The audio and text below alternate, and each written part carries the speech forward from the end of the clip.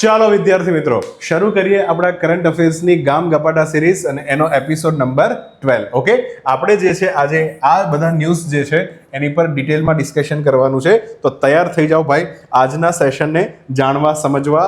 અને આપણે અહીંયા આ યુટ્યુબની સિરીઝની અંદર ખાલી to the point current affairs જે છે એને બનાવી રહ્યા છે. તો બાકી બધી જગ્યાએ ફાંફા મારવાની કોઈ જ જરૂર નથી. તમને basically to the point information અહીંયા આપવામાં આવશે. બરાબર, ચાલો તો શરૂ કરીએ ભાઈ. પહેલો પ્રશ્ન એ છે કે ભારતે કયા દેશની મદદથી અને કઈ સીઓપી દરમિયાન, બે પ્રશ્ન પૂછ્યા છે એને, ઇન્ટરનેશનલ સોલાર એલાયન્સની શરૂઆત કરી હતી. તો જ્યારે COP21, અહીંયા ધ્યાન આપજો, COP21 જે છે એને એ ક્યાં યોજાણી હતી? ફ્રાન્સ, હે ને, ફ્રાન્સના પેરિસ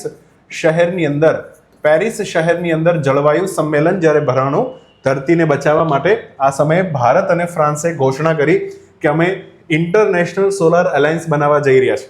હવે અહીંયા આ ઘોષણા કરી ત્યારથી ઘણા બધા દેશો આની અંદર જોડાતા બી ગયા અને ભારતે હરિયાણાની અંદર ગુરુગાંવની અંદર ઇન્ટરનેશનલ સોલાર એલાયન્સનું શું રાખ્યું છે?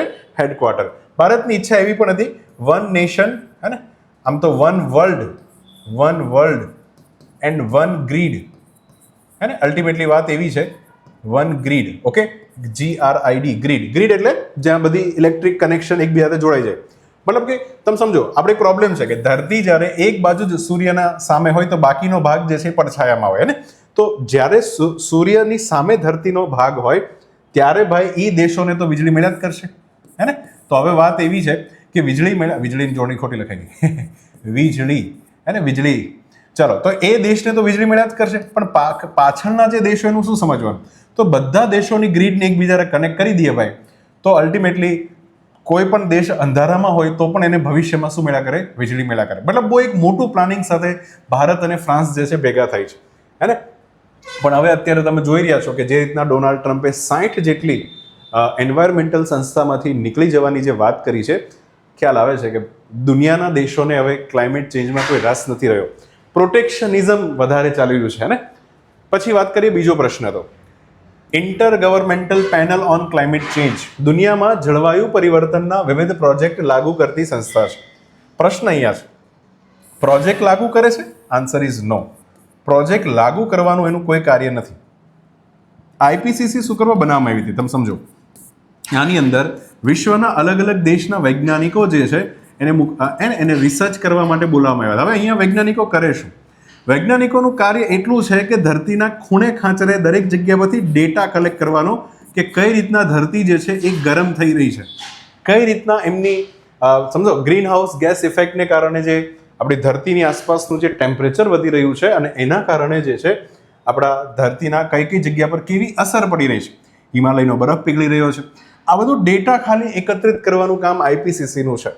આ ડેટા પછી એ વિશ્વના અલગ અલગ દેશોને આપી દે અને આ દેશોનું કામ મતલબ બધા ભેગા થઈને નક્કી કરે કે હવે આપણે કંઈક ક્લાઇમેટ ચેન્જ માટે પ્રયત્ન કરવો પડશે. તો IPCC પ્રોજેક્ટ લાગુ નથી કરતી. થોડો વિચિત્ર પ્રશ્ન, આમ તો UPSCમાં પૂછાનો હતો પણ છતાં મેં અહીંયા લખ્યો છે. ચલો, ત્રીજો પ્રશ્ન એ છે કે હાઈકોર્ટના જજનું પેન્શન કયા ફંડ ઉપર ભારિત ખર્ચ તરીકે ગણવામાં આવે છે? સાથે મુખ્ય ન્યાય. એક કામ કરીએ, બધી વાત એક સાથે જ સમજી લઈએ ને. ચલો, હા, તો હવે વાત કરીએ. પહેલાં તો એક કોમન વાત સમજી લઈએ કે ભાઈ સુપ્રીમ કોર્ટ હોય, હે ને, તો સુપ્રીમ કોર્ટમાં બે વસ્તુ હશે. સુપ્રીમ કોર્ટમાં એક તો હશે એમના મુખ્ય ન્યાયાધીશ, જેને આપણે CJI કહીએ છીએ, હે ને, મુખ્ય ન્યાયાધીશ, અને બીજું હશે અન્ય ન્યાયાધીશ. બરાબર, ચાલો, આ બે વ્યક્તિ જે છે, આ બે પ્રકાર અહીંયા સુપ્રીમ કોર્ટમાં. એ જ રીતના હાઈકોર્ટની અંદર જે છે એમાં પણ બે હશે, હે ને. એક તો હાઈકોર્ટના હશે ચીફ જસ્ટિસ, હે ને, અને એક હશે અન્ય જજ. બધા ઉપર આપણે ધ્યાન. અચ્છા, એક ઓર પ્રશ્ન બી ક્યારેક પૂછાય છે. એક વખત તો આવો બી પ્રશ્ન મેં જોયો હતો, હે ને. હાઈકોર્ટ નહીં, હાઈકોર્ટમાં જે છે સ્ટાફ હોય, હાઈકોર્ટનો જે સ્ટાફ હોય ને, હા, તો એની સેલરી અને પેન્શનનું શું, એ પણ પ્રશ્ન મેં જોયો હતો. ચાલો જોઈએ સમજીએ. અહીંયા વાત કરીએ પહેલું તો સેલેરી, હે ને, સેલેરી, અને બીજો પ્રશ્ન છે પેન્શન. રિટાયર્ડ થયા પછી શું મળે? પેન્શન. ગવર્મેન્ટમાં પેન્શન મળે એટલે નો ટેન્શન. ખ્યાલ આવ્યો? સુપ્રીમ કોર્ટના મુખ્ય ન્યાયાધીશની વાત કરીએ તો એમને જે સેલેરી આપવામાં આવે છે, સીધી વસ્તુ છે, એક તો કેન્દ્રમાં સંસ્થા છે એટલે કેન્દ્ર સરકાર જ આપશે, અને કેન્દ્ર સરકારની જે સંચિત નિધિ છે એમાંથી એનો પૈસો જે છે ઉંચકવામાં, 2.5 લાખ રૂપિયા જેવો જે પગાર હોય છે સંચિત નિધિમાંથી એમને મળે છે. બરાબર. અને પેન્શન બી તો સીધી વસ્તુ છે, કેન્દ્ર સરકાર જ આપતું હશે, અગેન કઈ નિધિમાંથી? સંચિત નિધિમાંથી. એકદમ ક્લિયર છે. અન્ય ન્યાયાધીશની વાત કરીએ તો સીધી વસ્તુ છે એ બી તો કેન્દ્રમાંથી જ હોય ને. હા, કારણ કે ઉપરની સંસ્થા છે એટલા માટે કેન્દ્ર લેવલની સંસ્થા છે. હવે વાત કરીએ અલગ અલગ રાજ્યોની અંદર જે હાઈકોર્ટ છે એની અંદર જે એના મુખ્ય ન્યાયાધીશ છે, અહીંયા તમારે આ બે બોક્સ ખાસ ધ્યાનમાં રાખવાના. આ બે બોક્સની અંદર જ તમારે ધ્યાન રાખવાનું છે, કારણ કે અહીંયા એવું નક્કી કરવામાં આવ્યું છે કે દરેક હાઈકોર્ટના જે મુખ્ય ન્યાયાધીશ હોય કે અન્ય જજ હોય એમની જે સેલેરી જે છે એ રાજ્ય સરકાર ચૂકવશે. રાજ્યની જે સંચિત નિધિ હોય એમાંથી એનું પેમેન્ટ કરવામાં આવશે. અહીંયા પણ આવશે રાજ્ય સરકાર, હે, એમની સંચિત નિધિમાંથી એમનું પેમેન્ટ કરે. તો ગુજરાતની હાઈકોર્ટનો સીજે અને અન્ય જજનું પેમેન્ટ રાજ્ય સરકારની સંચિત નિધિમાંથી થાય. બટ એક વખત હાઈકોર્ટના જજો જે છે નિવૃત્ત થાય અને પછી એના પેન્શનની વાત આવે તો પેન્શનમાં તો ભાઈ કેન્દ્ર સરકાર જ આવી જશે. તો અહીંયા તો બધું કોમન છે. પછી હાઈકોર્ટના સ્ટાફની વાત કરીએ. હવે સ્ટાફ તો બધી જગ્યાએ અલગ અલગ હોય, અને બેલીફ ને બધા અલગ અલગ જે વ્યક્તિઓ હોય હાઈકોર્ટમાં કામ કરતા હોય, હા, એમનો સેલરી જે છે પાછું ક્યાંથી હોય? તો હા, તો સીધી વસ્તુ છે ને, એ તો રાજ્ય. હવે ભાઈ જજોને સેલરી રાજ્ય સરકાર આપતી હોય તો સ્ટાફને તો એમાંથી જ આપે ને, તો રાજ્યની સંચિત નિધિ. અને આ જે સ્ટાફ છે, હા, એને પણ પેન્શન જે છે રાજ્યની સંચિત નિધિમાંથી જ જશે. આ ધ્યાનમાં રાખજો, સીધી વસ્તુ છે ને. સ્ટાફ તો હવે જે તે રાજ્ય સરકાર દ્વારા નિમણૂક થતો હોય હાઈકોર્ટ, ડીવાયએસઓ જેવી પરીક્ષાથી, બરાબર. ચાલો, તો અહીંયા તમારે આટલું બોક્સ ખાસ વિચારીને એ પ્રમાણે અહીંયા આન્સર જે છે તમારે વિચારી લેવાનો છે ને. તો હાઈકોર્ટના જજનું પેન્શન જે છે, હાઈકોર્ટના જજનું પેન્શન જે છે, તો સાહેબ અહીંયા આવશે કેન્દ્ર સરકાર, બરાબર. હા, કેન્દ્ર સરકારની સંચિત નિધિ. હાઈકોર્ટના મુખ્ય ન્યાયાધીશનું પેન્શનની વાત કરીએ, પેન્શન આવે તો કેન્દ્ર સરકાર. આ થોડું યાદ રાખવાનું. બાકી સેલેરી જે આપવામાં આવતી હોય દર મહિને એ રાજ્ય આપે છે. ચાલો, પછી વાત કરીએ વિશ્વમાં કઈ જગ્યાએ 1858માં થેમ્સ નદીમાં અને શુદ્ધિકરણ વગરનું પાણી છોડ્યું ને એના કારણે ઘણા બધા લોકો મરી ગયા. તે લંડનમાં બીમારી કોલેરાનો રોગ ફાટી નીકળ્યો હતો. લંડનમાં આવું થયું હતું. આ બધા વિકસિત કહેવાતા દેશોએ પણ એક સમયે ખૂબ પ્રદૂષણ કર્યું હતું. એનું આ ઉદાહરણ. અને ગ્રેટ સ્ટિંક નામની ઇવેન્ટ પણ કહેવાય છે. હા, પ્રદૂષણ ઉપર ક્યારેક નિબંધ લખવાનો થાય. ભારત સરકાર જે છે પ્રદૂષણ ઉપર કઈ રીતના આગળ વધી રહી છે, આ બધા ઉપર તમારે કંઈક લખવું હોય તો અહીંયાથી તમે લખી શકો છો, બરાબર. ચાલો આગળ વધીએ. શ્રીનિવાસ રામાનુજનની આપણે એક વાત પૂછી હતી. શ્રીનિવાસ રામાનુજન જે છે એમની સાથે એમના કલીગ હતા, એમનું નામ હતું GH ગાર્ડી. અને મેં તમને આખી સ્ટોરી કીધેલી કે ભાઈ જ્યારે GH ગાર્ડી એમને હોસ્પિટલમાં મળવા જાય છે અને કહે છે કે મારા ટેક્સીનો નંબર તો 1729 હતો. અને GH ગાર્ડી એવું કહે છે કે સચ એ બોરિંગ નંબર, એટલે કેવો કંટાળાજનક નંબર છે એમ. તો શ્રીનિવાસ રામાનુજન કીધું કે ભાઈ, મતલબ સેકન્ડના છઠ્ઠા ભાગમાં એનું મગજ જે છે, કારણ કે આપણા શ્રીનિવાસ રામાનુજન પાસે એક જબરદસ્ત ક્ષમતા હતી. એને કહેવાય છે પેટર્ન રેકગ્નિશન. શું કહેવાય? Pattern recognition. યસ, કે એ છે ને સરસ મજાની પેટર્ન ઓળખી શકતા આંકડાઓની અંદર. તો અહીંયા એને 1729માં એક પેટર્ન ઓળખીને શું કીધું ખબર? કે ભાઈ આ તો દુનિયાનો સૌથી મોસ્ટ ઇન્ટરેસ્ટિંગ નંબર છે જે તમારી ટેક્સી ઉપર લખ્યો હતો 1729. શું છે ખબર? તો કે એ એવી બે સંખ્યાનો ઘન છે જે પાછી બીજી બે સંખ્યાના ઘન બરાબર થાય છે. અને એમ કરીને એને કીધું કે 1નો ઘન વત્તા 12નો ઘન એ પણ 1729 થશે, અને સાથે 9નો ઘન અને 10નો ઘન એ પણ 1729 થશે. અને આવી એક અલગ પેટર્ન જે છે શોધી કાઢી કે બે સંખ્યાના ઘન, તમે સમજો થોડું નવું છે, કે બે સંખ્યા લેવાની, એના ઘન કરવાના, એનો સરવાળો કરવાનો, પછી એવી જ બીજી બે સંખ્યા લેવાની કોઈ અન્ય એના સિવાયની, એનો ઘન કરવાનો, અને બે ઇક્વલ થતો હોય. તો આ તો બહુ ઇન્ટરેસ્ટિંગ વસ્તુ થઈ ને. તો અહીંયા જે છે એ ત્યારથી એ કહેવાય છે કે લોકોએ આનું નામ આપી દીધું, આને નામ આપી દીધું taxi cab number. Taxi cab number આવું નામ આપી દીધું, હે ને. અને આવા તો ઘણા બધા આંકડાઓ છે કે જે પછી શોધવામાં આવ્યા. ચાલો આગળ વધ કે ભારતની પ્રથમ હાઈકોર્ટ બની હતી કલકત્તા હાઈકોર્ટ. 1 જુલાઈ 1862, મતલબ વિપ્લવની બાદ જ્યારે 1861નો ચાર્ટર એક્ટ લાગુ થયો, મતલબ ગવર્મેન્ટ ઓફ ઇન્ડિયા એક્ટ લાગુ થયો, પછી ઇન્ડિયન હાઈકોર્ટ એક્ટ જે છે એ પણ સાથે સાથે લાવવામાં આવ્યો હતો 1861માં જ. એના દ્વારા કલકત્તાની હાઈકોર્ટ બનાવવામાં આવી. સુપ્રીમ કોર્ટ તો હતી જ, કલકત્તાની હાઈકોર્ટ પણ બનાવવામાં આવી. અને એના પ્રથમ જજ જે છે એ સર બર્ન્સ પીકોક છે, હે. જેમ આપણે વાત કરીએ છીએ ને કે 1773નો જે રેગ્યુલેટિંગ એક્ટ હતો, યસ, હા, 1773નો જે રેગ્યુલેટિંગ એક્ટ હતો એના દ્વારા જે છે આપણે શું બનાવી હતી? Supreme court. અને સુપ્રીમ કોર્ટના પ્રથમ જજ હતા સર એલિઝા ઇમ્પે. યસ, હે ને. તો યાદ રાખજો, સર એલિઝા ઇમ્પે. ક્લિયર? ચાલો, હવે અહીંયા હાઈકોર્ટની વાત હતી તો ક્લિયર થઈ ગઈ. 8મા નંબરનો પ્રશ્ન છે, ભારતના 4 બાયોડાયવર્સિટી હોટસ્પોટ ક્યાં છે? એક તો હિમાલય છે, પશ્ચિમ ઘાટ, ઇન્ડો બર્મા, હે ને. તમે ભારતની અંદર થોડો નકશા પરથી બી સમજી લેજો ભાઈ ફટાફટ, હે હે ને? યસ. અને નકશો છે ને તમને થોડો વ્યવસ્થિત ફટાફટ બનાવતા આવડી જવો જોઈએ. ઓકે, તો કઈ 4 જગ્યા ઉપર અલ્ટિમેટલી બાયોડાયવર્સિટી હોટસ્પોટ છે? એક તો આ રિજિયન, હે ને, આને આપણે વેસ્ટર્ન ઘાટ કહીએ છીએ. પછી આખો હિમાલય વાળો રિજિયન, પછી ઇન્ડો બર્મા વાળો રિજિયન, હા ઇન્ડો બર્મા, હે ને, આ રિજિયન, બરાબર. એમાં થોડો અંદમાનનો પણ પોર્શન આવી જશે. અને પછી એક છે સુંડાલેન્ડ, જે અહીંયા નિકોબાર છે અને ત્યાંથી નીચે ઇન્ડોનેશિયા વાળી વાત છે ને સુંડાલેન્ડ કહેવાય છે. એમાં આપણે નિકોબાર આપણા દેશમાં કન્સિડર કરવામાં આવે છે. હા, તો નિકોબાર સુંડાલેન્ડ કહેવાય.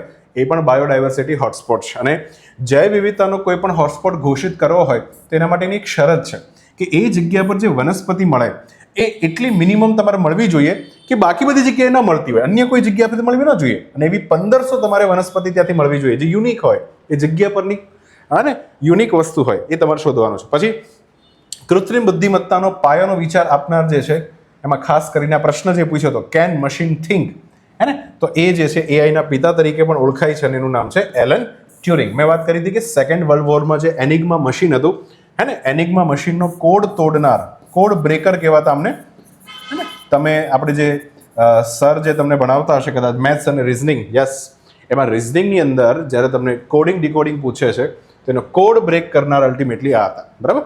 ચાલો, Alan Turing, very famous. Okay, તો અહીંયાથી હવે આપણે આજના સેશનની શું કરીએ, શરૂઆત કરીએ. ચલો, હમણાં જ ભારતીય સેના જે છે એના પ્રથમ ભારતીય કમાન્ડર ઇન ચીફ, બહુ ઊંચી પોસ્ટ કહેવાય. કમાન્ડર ઇન ચીફની પોસ્ટ એટલે તમે સમજી લેજો, એક વાત ખાસ ધ્યાન રાખજો કે એની અંદર આર્મી, નેવી અને એરફોર્સ ત્રણ જે છે એ ફોર્સના વડા, એટલે એને કહેવાય કમાન્ડર ઇન ચીફ, બરાબર. તો એમની જે નિમણૂક થઈ હતી, પ્રથમ કમાન્ડર ઇન ચીફ નિમણૂક થયા હતા, એમની યાદમાં ભારતમાં દર વર્ષે કઈ તારીખે આર્મી ડે ઉજવવામાં આવે છે? તો આપણો સેના દિવસ ઉજવવામાં આવે છે ભાઈ 15 જાન્યુઆરી, ને. અને આ વખતે જયપુર ખાતે, ખાસ કરીને જયપુર ખાતે સરસ મજાની પરેડનું પણ આપણે આયોજન કર્યું. રાજસ્થાનમાં જ કર્યું, પાકિસ્તાનની એકદમ નજીક કર્યું. પાકિસ્તાનને બી મરચા લાગે કે તારા ઓપરેશન સિંદૂરમાં અમે જે વેપન્સ વાપર્યા હતા એ બધા વેપન્સ જે છે એ અલ્ટિમેટલી કેવા છે. ક્લિયર? ચાલો, તો હવે સમજીએ. ભારતીય સેનાના પ્રથમ કમાન્ડર ઇન ચીફ જે બન્યા છે એનું નામ હતું KM કરિયપ્પા. આપણે છેલ્લે વાત પણ કરી હતી KM કરિયપ્પાની, હે ને. અને KM કરિયપ્પા જે છે એમને ક્યારે આ પોસ્ટ જે છે સ્વીકારી હતી? 15 જાન્યુઆરી 1949. આ દિવસે જે છે એ ભારતના પહેલા કમાન્ડર ઇન ચીફ બને છે. ઓકે, અને આની જ યાદમાં આપણે શું ઉજવીએ છીએ? સેના દિવસ ઉજવીએ છીએ, બરાબર. હા, હવે આ ત્રણેય સેનાના વડા હોય છે. હવે આમાં સમજો 1949 જે છે આપણું બંધારણ લાગુ નહોતું થયું, બિલકુલ સીધી વસ્તુ છે. આપણું બંધારણ જે છે 1946 થી બનવાનું ચાલુ થયું અને 1950 રોજ લાગુ થયું છે. મતલબ કે જ્યાં સુધી બંધારણ લાગુ ન થયું હોય, ભારતની અંદર એક પોસ્ટ ન હોય. કઈ પોસ્ટ ન હોય ખબર? પ્રેસિડેન્ટ નામની પોસ્ટ નથી. કારણ કે બંધારણ લાગુ થાય પછી આપણા દેશને આપણો પહેલા રાષ્ટ્રપતિ મળે ને. તો મતલબ તમે સમજો છો કે 1949ની સાલમાં પ્રેસિડેન્ટ જેવી કોઈ પોસ્ટ હતી નહીં, બરાબર. હા, તો એ સમયે ભારતીય સેના જે છે હે ને, એ આમ તો આખું ભારત જે છે એનો વહીવટ ગવર્મેન્ટ ઓફ ઇન્ડિયા એક્ટ 1935 મુજબ ચાલતો હતો, અને એની વાત કરીએ તો સેના જે છે એને બ્રિટિશ અધિકારી જે છે લીડ કરી રહ્યા હતા, હે ને. બ્રિટિશ અધિકારી જે છે એ લીડ કરી રહ્યા હતા. હવે 1949માં થાય છે શું? બ્રિટિશ કમાન્ડર ઇન ચીફ હતા જનરલ ફ્રાન્સિસ રોય, હે ને. આ જનરલ ફ્રાન્સિસ રોય જે છે એ અલ્ટિમેટલી ભારતની ત્રણ સેના જે છે એનું નેતૃત્વ કરી રહ્યા હતા. અને પછી સેનાની જે કમાન છે એ કોને મળે છે? KM કરિયપ્પાને મળે છે, હે ને. KM કરિયપ્પાને મળે છે. અને પ્રથમ વખત જે છે ભારતની ત્રણેય સેનાની સંયુક્ત કમાન એક ભારતીય પાસે આવી, અને આ બહુ મોટી વાત હતી, બરાબર.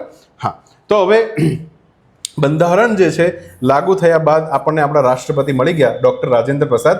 પછી રાષ્ટ્રપતિ હવે શું કહેવાય છે? Commander in chief.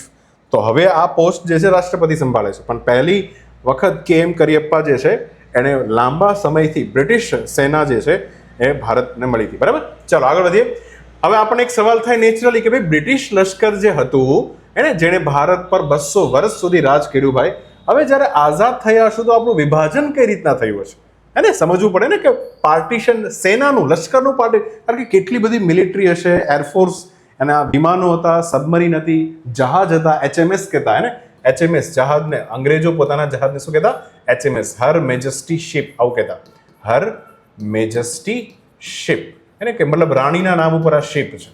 તો આટલા બધા જે આપણી સંપત્તિ બ્રિટિશરો હતા એ તો સીધી વસ્તુ પોતાની સાથે તો નહીં લઈ જાય, તો એ છોડવું પડશે. તો પહેલા શું હતું સમજો ને પછી શું થયું. પહેલા જે છે બ્રિટિશ ઇન્ડિયન આર્મી જે છે એક સંયુક્ત સેના હતી, હે ને, અને એની અંદર સૈનિકો ક્યાં ક્યાંથી આવતા હતા? પંજાબ છે, બંગાળ, પછી નોર્થ વેસ્ટ ફ્રન્ટ પ્રોવિન્સ, હે ને, ઉત્તર પશ્ચિમની દિશા જે છે એટલે આજના બલુચિસ્તાનની બાજુમાં જે નોર્થ વેસ્ટ ફ્રન્ટ પ્રોવિન્સ હતી ત્યાંથી, બિહારમાંથી, મદ્રાસમાંથી. અને તમને ખબર છે કે આમાં બંગાળના સૈનિકો જે છે બરાકપુર છાવણીમાંથી એક વિદ્રોહ પણ થયો હતો, હે ને.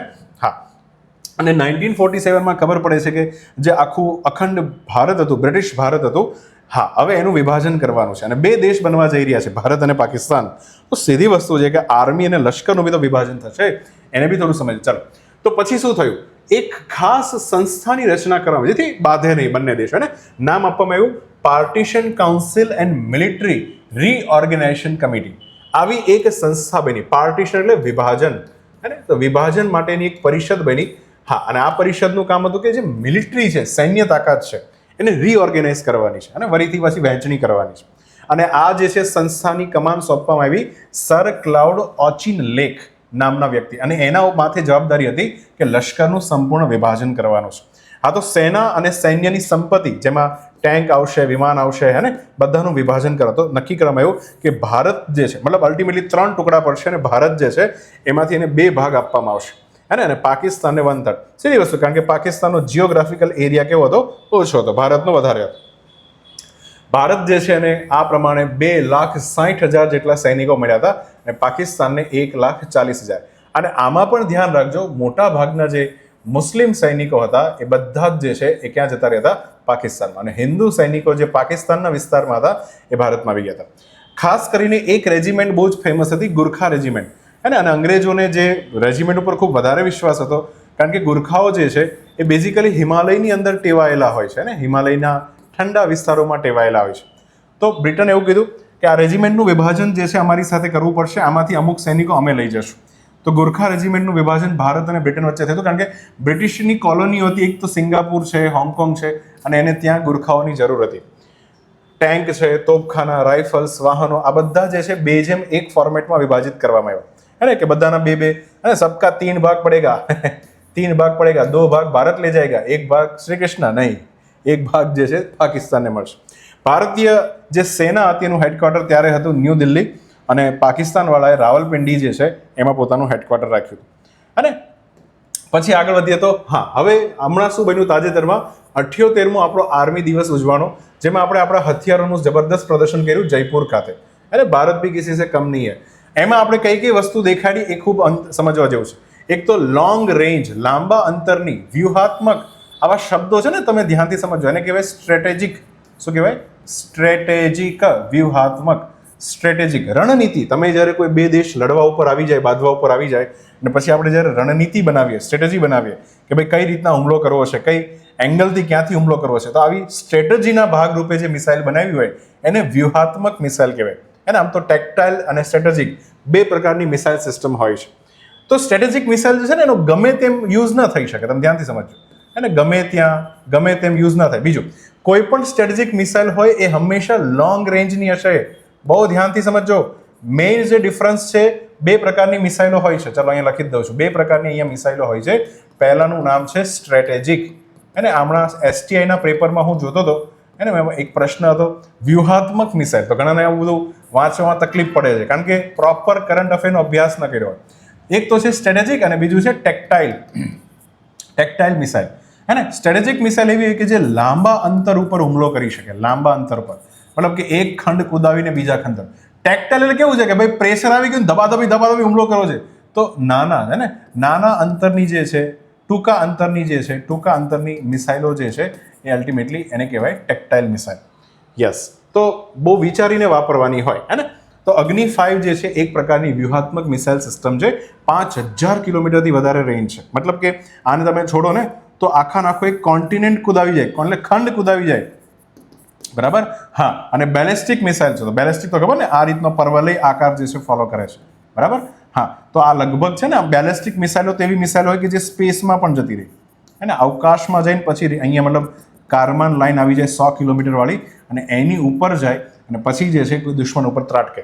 તો એને કહેવાય ઇન્ટરકોન્ટિનેન્ટલ બેલિસ્ટિક મિસાઇલ. ઓકે, હા, બીજું આની અંદર આપણે જે લાસ્ટ લેક્ચરોમાં ભણી ગયા હતા MIRV નામની તકનીક પણ આની અંદર યુઝ થાય છે. મતલબ આ જે મિસાઇલ હોય હે ને, અને મિસાઇલના જે આગળનો વોર હેડનો જે આ સેક્શન છે એની અંદર ઘણા બધા અલગ અલગ પ્રકારના વોર હેડ હોય, અને જ્યારે આ મિસાઇલ જે છે છૂટે આ રીતના, તો જે છે એ નીચે રહેલા અલગ અલગ ટાર્ગેટ ઉપર અલગ અલગ રીતના એક સાથે ત્રાટકે, હે ને, મલ્ટિપલ ટાર્ગેટ જે છે એને ઇન્ડિપેન્ડન્ટલી હે ને ટાર્ગેટ કરી અને પાછું રીએન્ટ્રી કરે. તો આ રીતના જે છે હા ને આવી વ્હીકલ સિસ્ટમ છે, MIRV કહેવાય. ન્યુક્લિયર હુમલા કરવા માટે તો બેઝિકલી સક્ષમ હશે જ, પરમાણુની મિસાઇલ છે.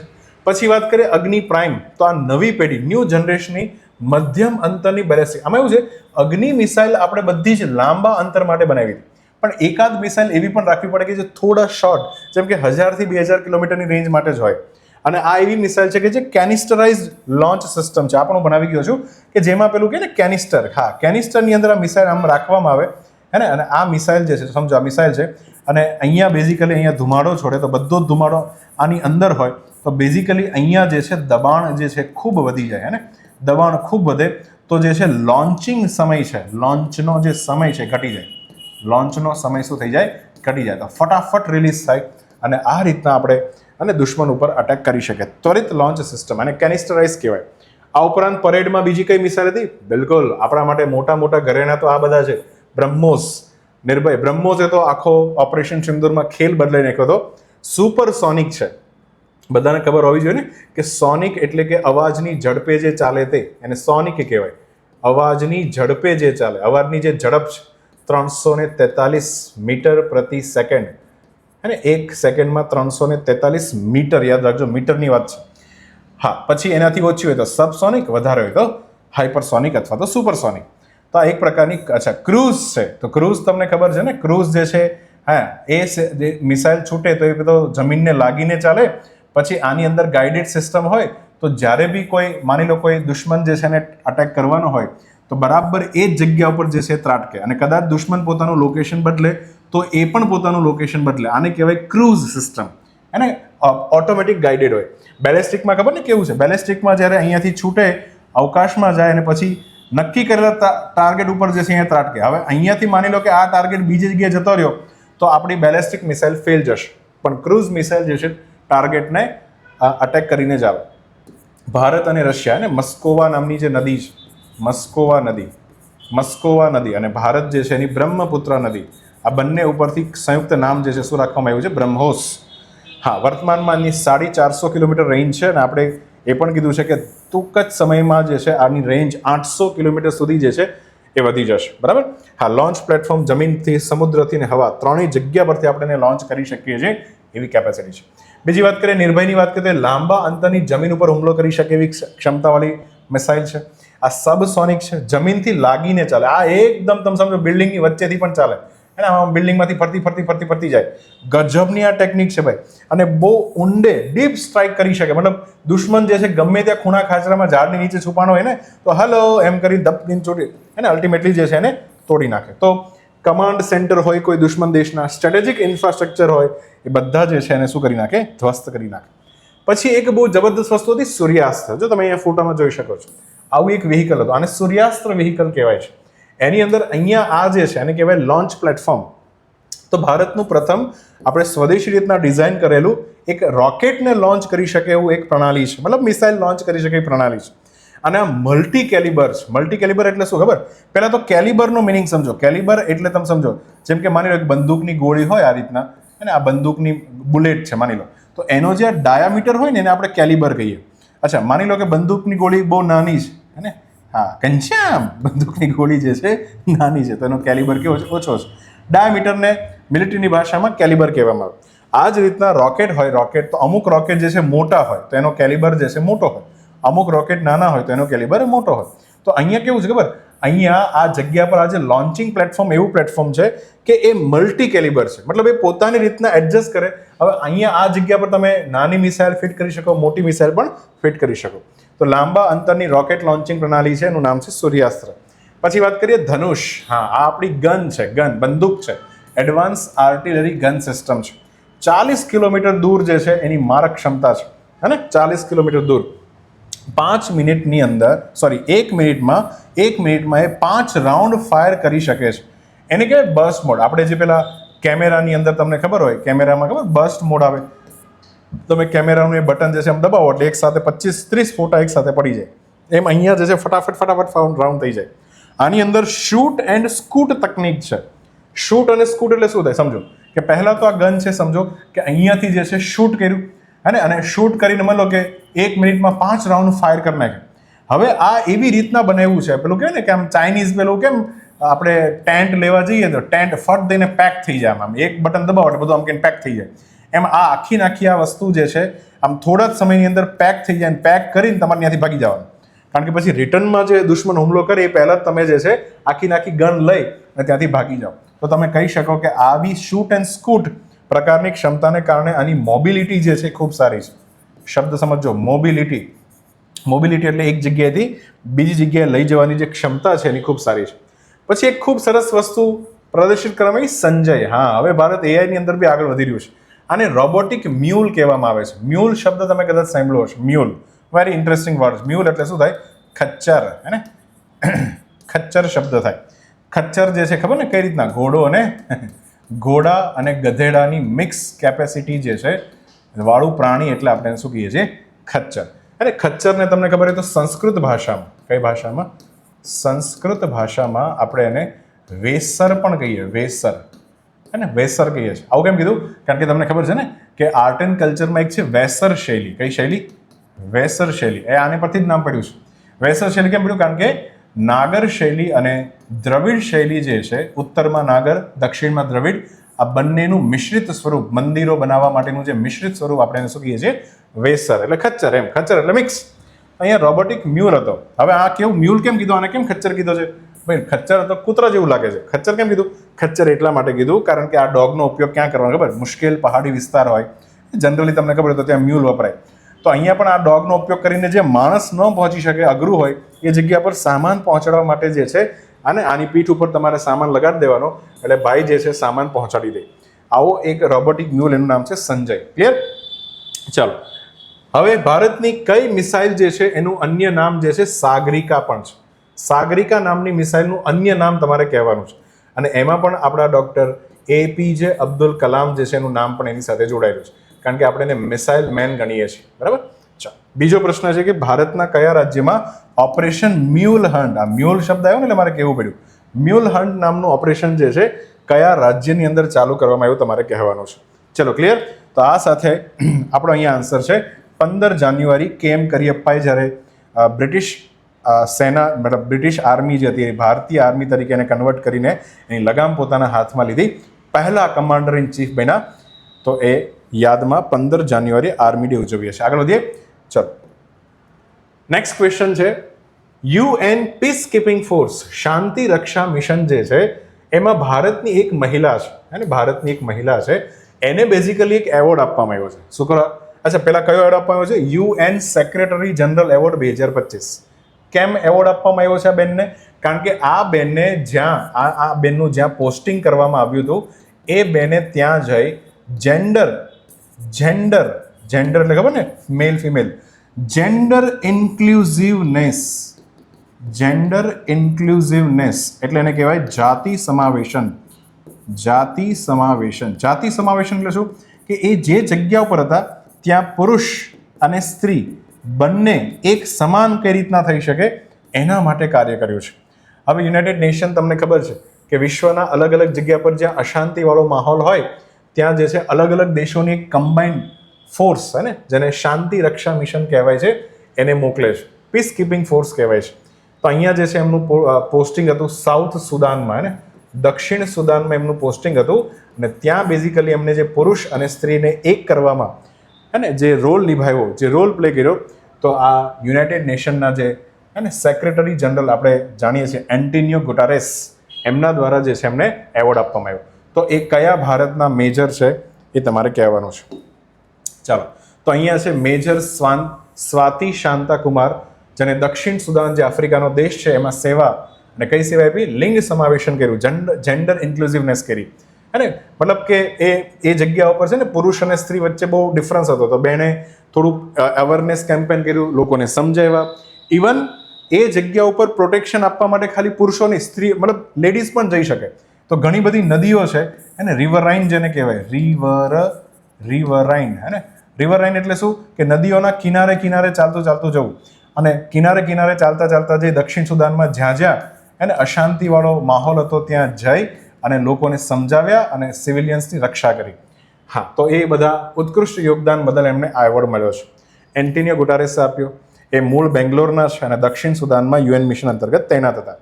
દક્ષિણ સુદાનની વાત કરીએ તો આ રીતના જે આફ્રિકા ખંડ છે અને એમાં જે ઇથોપિયા, સોમાલિયા અને દીજીબુતી બધા દેશો છે, યાદ છે ને? હા, અને અહીંયાથી તમે આ બાજુ આવો એટલે અહીંયા જે દેશ છે એનું નામ છે સાઉથ સુદાન. હા, અહીંયા દક્ષિણ લેન્ડલોક કન્ટ્રી છે. ઉપર સુદાન છે, આ બાજુ ઇથોપિયા છે હે ને, અહીંયા કેન્યાની બોર્ડર છે, યુગાન્ડા છે, પછી આ ડેમોક્રેટિક રિપબ્લિક ઓફ કોંગો અને સેન્ટ્રલ આફ્રિકન રિપબ્લિક. તો આ રીતના જે છે અલગ અલગ દેશોની સરહદ જે છે એને ટચ કરે છે, બરાબર. હા, તો અહીંયા એમની રાજધાનીની વાત કરીએ તો જુબા નામની રાજધાની છે. સફેદ નાઇલ નદી જે છે મેઇન નદી છે. અહીંયા સવાનાની ઘાસની ભૂમિ છે અને કદાચ તમે જિયોગ્રાફીમાં ભણ્યા હશો, સવાના ગ્રાસલેન્ડ. સવાના ગ્રાસલેન્ડ, ગ્રાસ એટલે ઘાસ, ઘાસની ભૂમિ હે ને. તમે આ જિયોગ્રાફીમાં ક્યાં ભણ્યા હોવા જોઈએ? આ તો હું તમને વાત કરું છું કોપિયન હે ને, કોપિયન વર્ગીકરણ જે છે ટોપિક તમે ભણેલા હોવા જોઈએ. અચ્છા, આ પાછો ક્યાંનો ટોપિક છે તો આ બી તમને કહી દો. આ જે છે જળવાયુ, ક્લાઇમેટોલોજીનો ટોપિક છે ભાઈ, હે ને. તો ક્લાઇમેટોલોજીનો ટોપિક છે ભણેલા હોય, એમાં સવાના ગ્રાસલેન્ડ આવે છે કોપિયન ક્લાસિફિકેશનમાં. તો સવાના એક પ્રકારનો એવો એરિયા છે કે જ્યાં ઘાસ જોવા મળે, અને આફ્રિકાની અંદર આ ભૂમિ છે. તો એ અહીંયા સવાના પ્રકારનું ઘાસ સાઉથ સુદાનમાં જોવા મળે છે, બરાબર. તેલનો ભંડાર બી ખૂબ છે. અલ્ટિમેટલી સાઉથ સુદાન જે છે તેલ બેઝડ ઇકોનોમી છે, અને આની અર્થવ્યવસ્થામાં મેઇન તો એને ક્રૂડ ઓઇલ ઉપર આની ઇકોનોમી ડિપેન્ડન્ટ છે. એટલા માટે જ અહીંયાના બે સમૂહ જે છે, એકનું નામ છે દિનકા અને એકનું નામ છે ન્યોર. આ બંને સમૂહ વચ્ચે છે ખતરનાક ઝઘડો ચાલે છે, અને એટલા માટે યુનાઇટેડ નેશન્સે એની પોતાની પીસ કીપિંગ, શાંતિ માટેની જે સેના છે એ અહીંયા રાખી છે, જેથી આમ નાગરિકોને નુકસાન ઓછું થાય. ક્લિયર? ઓકે, હવે વાત કરીએ તો એન્ટોનિયો ગુટેરેસ જે છે એ કયા દેશથી યુનાઇટેડ નેશન્સના સેક્રેટરી જનરલ છે તમારે કહેવાનું છે. પછી એક ઓર શબ્દ છે, એનું નામ છે સેરેનગેટી. અને કદાચ મારી જેમ આ બીબીસીના અલગ અલગ સિરીઝ જોવાના તમે શોખીન હોવ તો બીબીસીની એક ગજબની સિરીઝનું નામ છે સેરેનગેટી. સેરેનગેટી બેઝિકલી એક વિસ્તાર છે હે ને, આફ્રિકાની અંદર દક્ષિણ આફ્રિકા જે છે એ સાઈડ, મતલબ દક્ષિણ આફ્રિકા દેશમાં નહીં પણ દક્ષિણ આફ્રિકા અહીંયા, હા, આ જગ્યા પર એક વિસ્તાર છે બેઝિકલી. અને અહીંયા આ જે સેરેનગેટી નામનો જે વિસ્તાર છે ત્યાં જે સવાના પ્રકારનું ઘાસ જોવા મળે છે. સવાના ઘાસની અંદર એક બહુ જ કોમન ફીચર એ છે, તો ધ્યાનથી તમને કહી દઉં. સવાના ઘાસ લઈને જ્યાં હોય ને ત્યાં પહેલાં તો નાનું નાનું ઘાસ ઉગેલું હોય, ખૂબ નાનું નાનું ઘાસ હોય, દૂર દૂર સુધી ઘાસ હોય, બરાબર. હા, દૂર દૂર સુધી ઘાસ હોય, અને એની અંદર વચ્ચે વચ્ચે જે છે તમને જોવા મળે, વચ્ચે વચ્ચે એક ઝાડ જોવા મળે અને આવી રીતના મોટું આ રીતના ઝાડ હોય. પછી બીજું ઝાડ એકદમ દૂર હોય, એકદમ દૂર હોય, બંને વચ્ચે ખાસો ડિસ્ટન્સ હોય. તો આવા જે છે ખુલ્લા ઘાસના મેદાનો હોય હે ને. અને તમે આને કહેવાય છે સવાના. આને શું કહેવાય છે? સવાના ઘાસલેન્ડ. હા, હવે અહીંયા ખાસ કરીને જે બિગ કેટ્સ હોય છે, બિગ કેટ્સ ખબર ને, મોટી બિલાડીઓ. હા, મોટી બિલાડીઓ જે છે એને ચિત્તો, વાઘ, આ બધાને બહુ સારું પડે, કેમ કે ઘાસ હોય અને નાનું નાનું ઘાસ હોય, એક મધ્યમ હાઈટ ઉપર ઉગતું ઘાસ હોય, તે દૂરથી પોતાના શિકાર જે છે એને પકડી શકે. શિકારને પ્રે કહેવાય, પ્રે, બરાબર. તો શિકાર જે છે એને હન્ટ કરી શકે, આવું જે છે પોસિબલ થઈ શકે. તો અલ્ટિમેટલી સવાના ઘાસલેન્ડ બિગ કેટ્સ માટે બહુ સારી જગ્યા છે, બરાબર. હા, તો એ ક્યાં, સેરેનગેટી નામનું જે સવાના ઘાસલેન્ડ છે એ ક્યાં આવેલું છે? ક્લિયર? તમારે કહેવાનું છે કયા દેશમાં આવેલું, તમારે આન્સર આપવાનો. ચલો, અહીંયા આન્સર આવશે Swati Shanta Kumar. Henley passport index આવી ગયો છે ભાઈ, હે ને. કયો દેશનો પાસપોર્ટ કેટલો મજબૂત છે દેખાડે છે, અને ભારત જે છે એની વૈશ્વિક ગતિશીલતા, હે ને, વર્લ્ડ મોબિલિટી, ગતિશીલતાને આપણે શું કહીએ? મોબિલિટી. હા, તો ભારતીયો જે છે કેટલા સ્પીડમાં એક જગ્યાએ બીજી જગ્યાએ જઈ શકે એ પણ આ દર્શાવે છે. ભારતનો રેન્ક કેટલામાં તમારે કહેવાનો છે. ચલો, હેન્ડલી પાસપોર્ટ ઇન્ડેક્સ 2026 મુજબ ભારતનો રેન્ક આવ્યો છે 80મો. અને આ ઇન્ડેક્સની અંદર બે વસ્તુ માપવામાં આવે. એક તો ભારતનો જે પાસપોર્ટ છે, મતલબ ભારતના નાગરિકોને કેટલા દેશોમાં વિઝા વગર એક્સેસ મળે છે. મતલબ ભારતના નાગરિકોને દેશમાં જવું હોય તો વિઝા કઢાવવાની કંઈ જરૂર નથી, સીધો પાસપોર્ટ ખીચામાં લઈને પહોંચી જવાનો, બરાબર. આધાર કાર્ડ હોય તોય ચાલે, પાસપોર્ટ ન હોય તો પણ ચાલે. તો ભારતના નાગરિકો ઉપર જે લોકો વધારે શ્રદ્ધા રાખતા હોય એ જ લોકો વિઝા ફ્રી આપે ને. બીજું છે વિઝા ઓન અરાઇવલ, મતલબ ભારતનો નાગરિક છે, માની લો ચંદુભાઈ જે છે, ચંદુભાઈની ઈચ્છા થઈ કે મારે એ દેશમાં જવું છે, તો ત્યાં જઈ પાસપોર્ટ લઈને જવાનું, પછી ત્યાં દેશમાં પહોંચ્યા પછી એને બેઝિકલી શું આપવામાં આવે? વિઝા. જનરલી તો વિઝા પોતાના દેશમાંથી કાઢીને જ જવાનું હોય ને, પણ અહીંયા તો ત્યાં ગયા પછી તમને વિઝા આપી દેવામાં આવે. મતલબ ભારતના નાગરિકો પર ખૂબ વિશ્વાસ હોય ત્યારે જ આ બે વસ્તુ તમને આપવામાં આવે. તો અહીંયા આપણો રેન્ક 80મો છે, તો દેખાડે કારણ કે આપણે 55 દેશોમાં ભારતીયોને વિઝાની કોઈ જરૂર નથી, અથવા તો એ દેશમાં પહોંચ્યા બાદ ભારતીયોને વિઝા લેવા પડે છે. આમ તો એવું છે કે 2025માં રેન્ક હતો 85મો ને સીધા 5 કદમની આપણે છલાંગ લગાવી છે, which is very good. Henley passport index જે છે એને પબ્લિશ કોણ કરે છે? હેન્ડલે એન્ડ પાર્ટનર્સ, એક વૈશ્વિક કંપની છે અબુધાબી જે છે ત્યાં, અને બીજી 2-3 જગ્યા પર એનું હેડક્વાર્ટર છે. હા, તો એક વૈશ્વિક કંપની 227 દેશોનું એનાલિસિસ કરે છે આ બે બાબતે, કે ક્યાં વિઝા ફ્રી એક્સેસ છે અને ક્યાં વિઝા ઓન અરાઇવલનો એક્સેસ છે, એના આધારે રેન્કિંગ આપે. સૌથી પાવરફુલ પાસપોર્ટ જે છે આ વખતે સિંગાપોરનો છે. 192 દેશોની અંદર, મતલબ સિંગાપોરના લોકો 192 દેશોમાં વિઝા ફ્રી એન્ટ્રી કરી શકે. મતલબ સિંગાપોર જે છે એના લોકો ઉપર બાકી બધા દેશોને ખૂબ વિશ્વાસ છે, અને આ આઇટમ ઉપર તો કોઈ વિશ્વાસ નથી. નાપાક પાકિસ્તાન 98મા નંબર ઉપર છે, એનાથી બી નીચે અફઘાનિસ્તાન છે. આમાં તો બીક જ લાગે કે સાલા હું લઈને આવશે એનું કંઈ નક્કી જ નથી. તો અહીંયા રેન્ક આપણો આવી ગયો છે 80. સૌર ઉર્જાથી ચાલતી એટીએમ ઓટોમેટિક ટેલર મશીન, હે ને, વાન જે છે રજૂ કરનારી ભારતમાં પહેલી રિજિયોનલ, પ્રાદેશિક એટલે એનું ઇંગ્લિશ થાય છે રિજિયોનલ, એક પ્રદેશ પૂરતી સીમિત હોય. ગ્રામીણ એટલે કે રૂરલ બેંક સૌ પ્રથમ કઈ બની છે? મતલબ કઈ બેંક જે છે બેઝિકલી આવી સોલાર પાવર, હે ને, અહીંયા સોલાર ચાલતી પાવરવાળી વેન લોન્ચ કરી છે. તો 4માં તમારે આન્સર આપવાનો છે.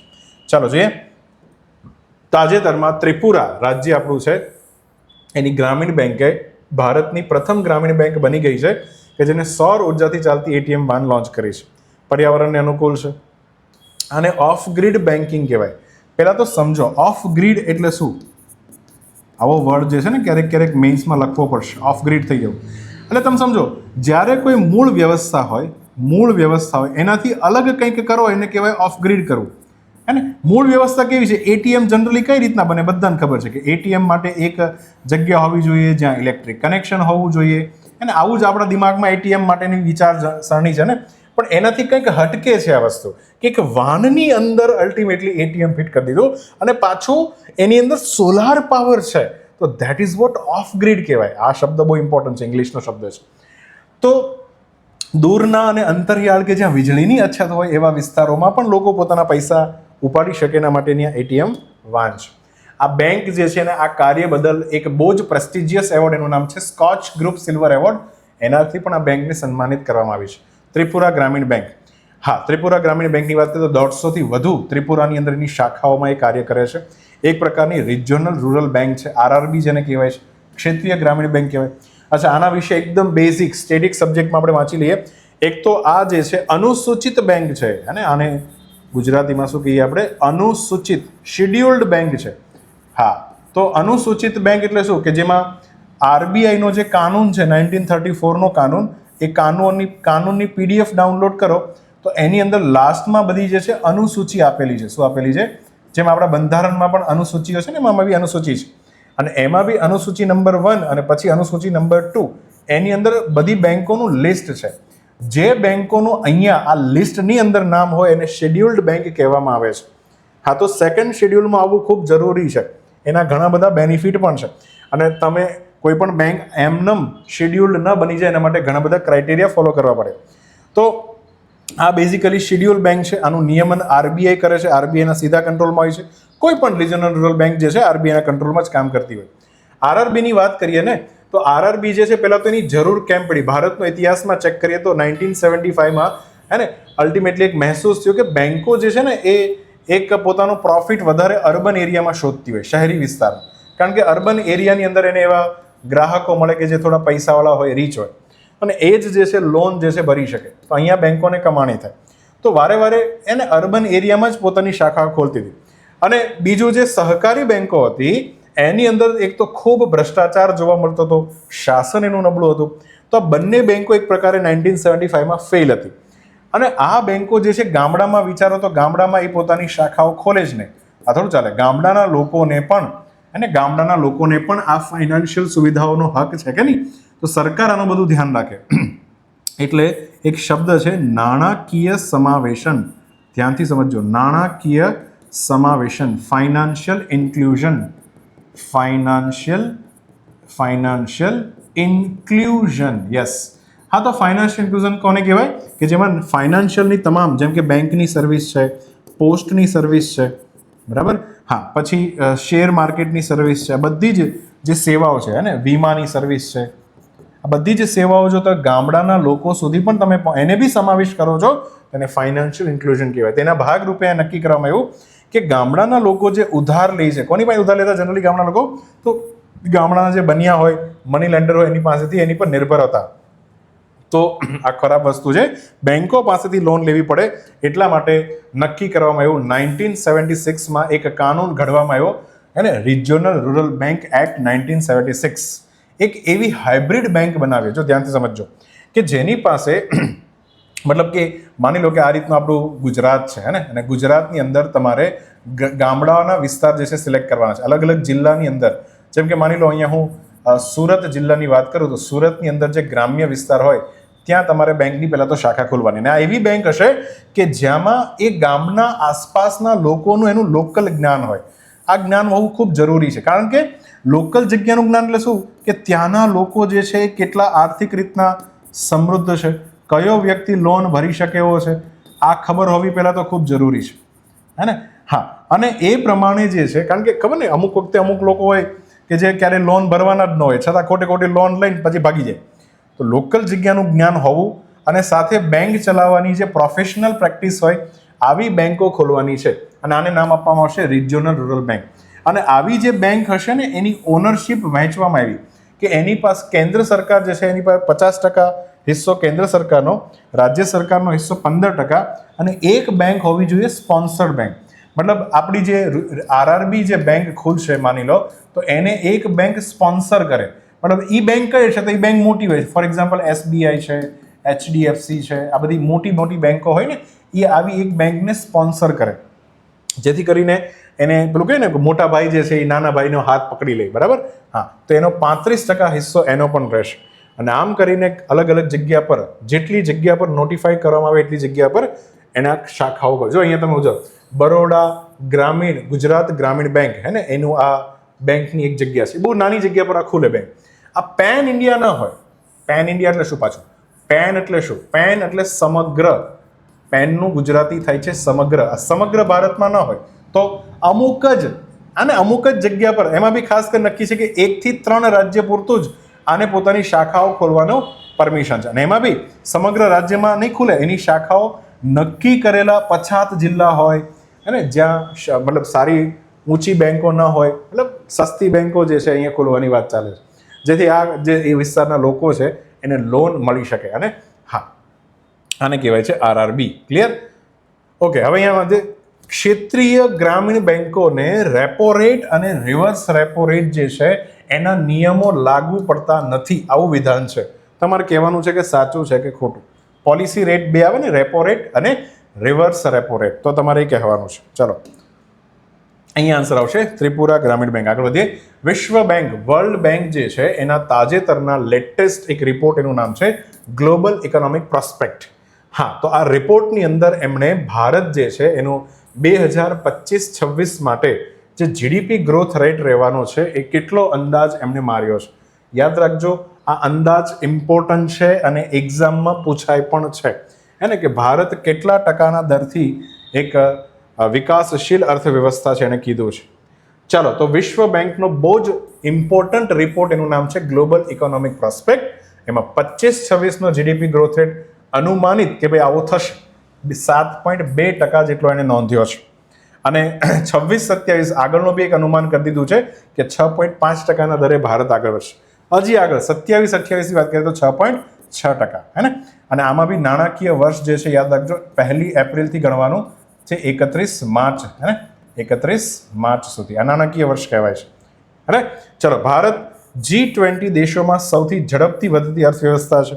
ભારતની આ ઝડપી વૃદ્ધિનું કારણ છે એની ડોમેસ્ટિક ડિમાન્ડ, કે ભાઈ ભારતની અંદર જ ડિમાન્ડ એટલી બધી છે કે કારણ કે અત્યારે પ્રોબ્લેમ શું છે કે આજે પેલા ટેરિફ લગાડ્યો છે ને ડોનાલ્ડ ટ્રમ્પ અને ડીજે વાલે બાબુએ જે ટેરિફ લગાડ્યો છે એનાથી વિદેશી ડિમાન્ડ જે છે ભારતમાં ઓછી થઈ ગઈ છે, પણ ભારતના લોકો જ ભારતની વસ્તુ ખૂબ ખરીદી રહ્યા છે.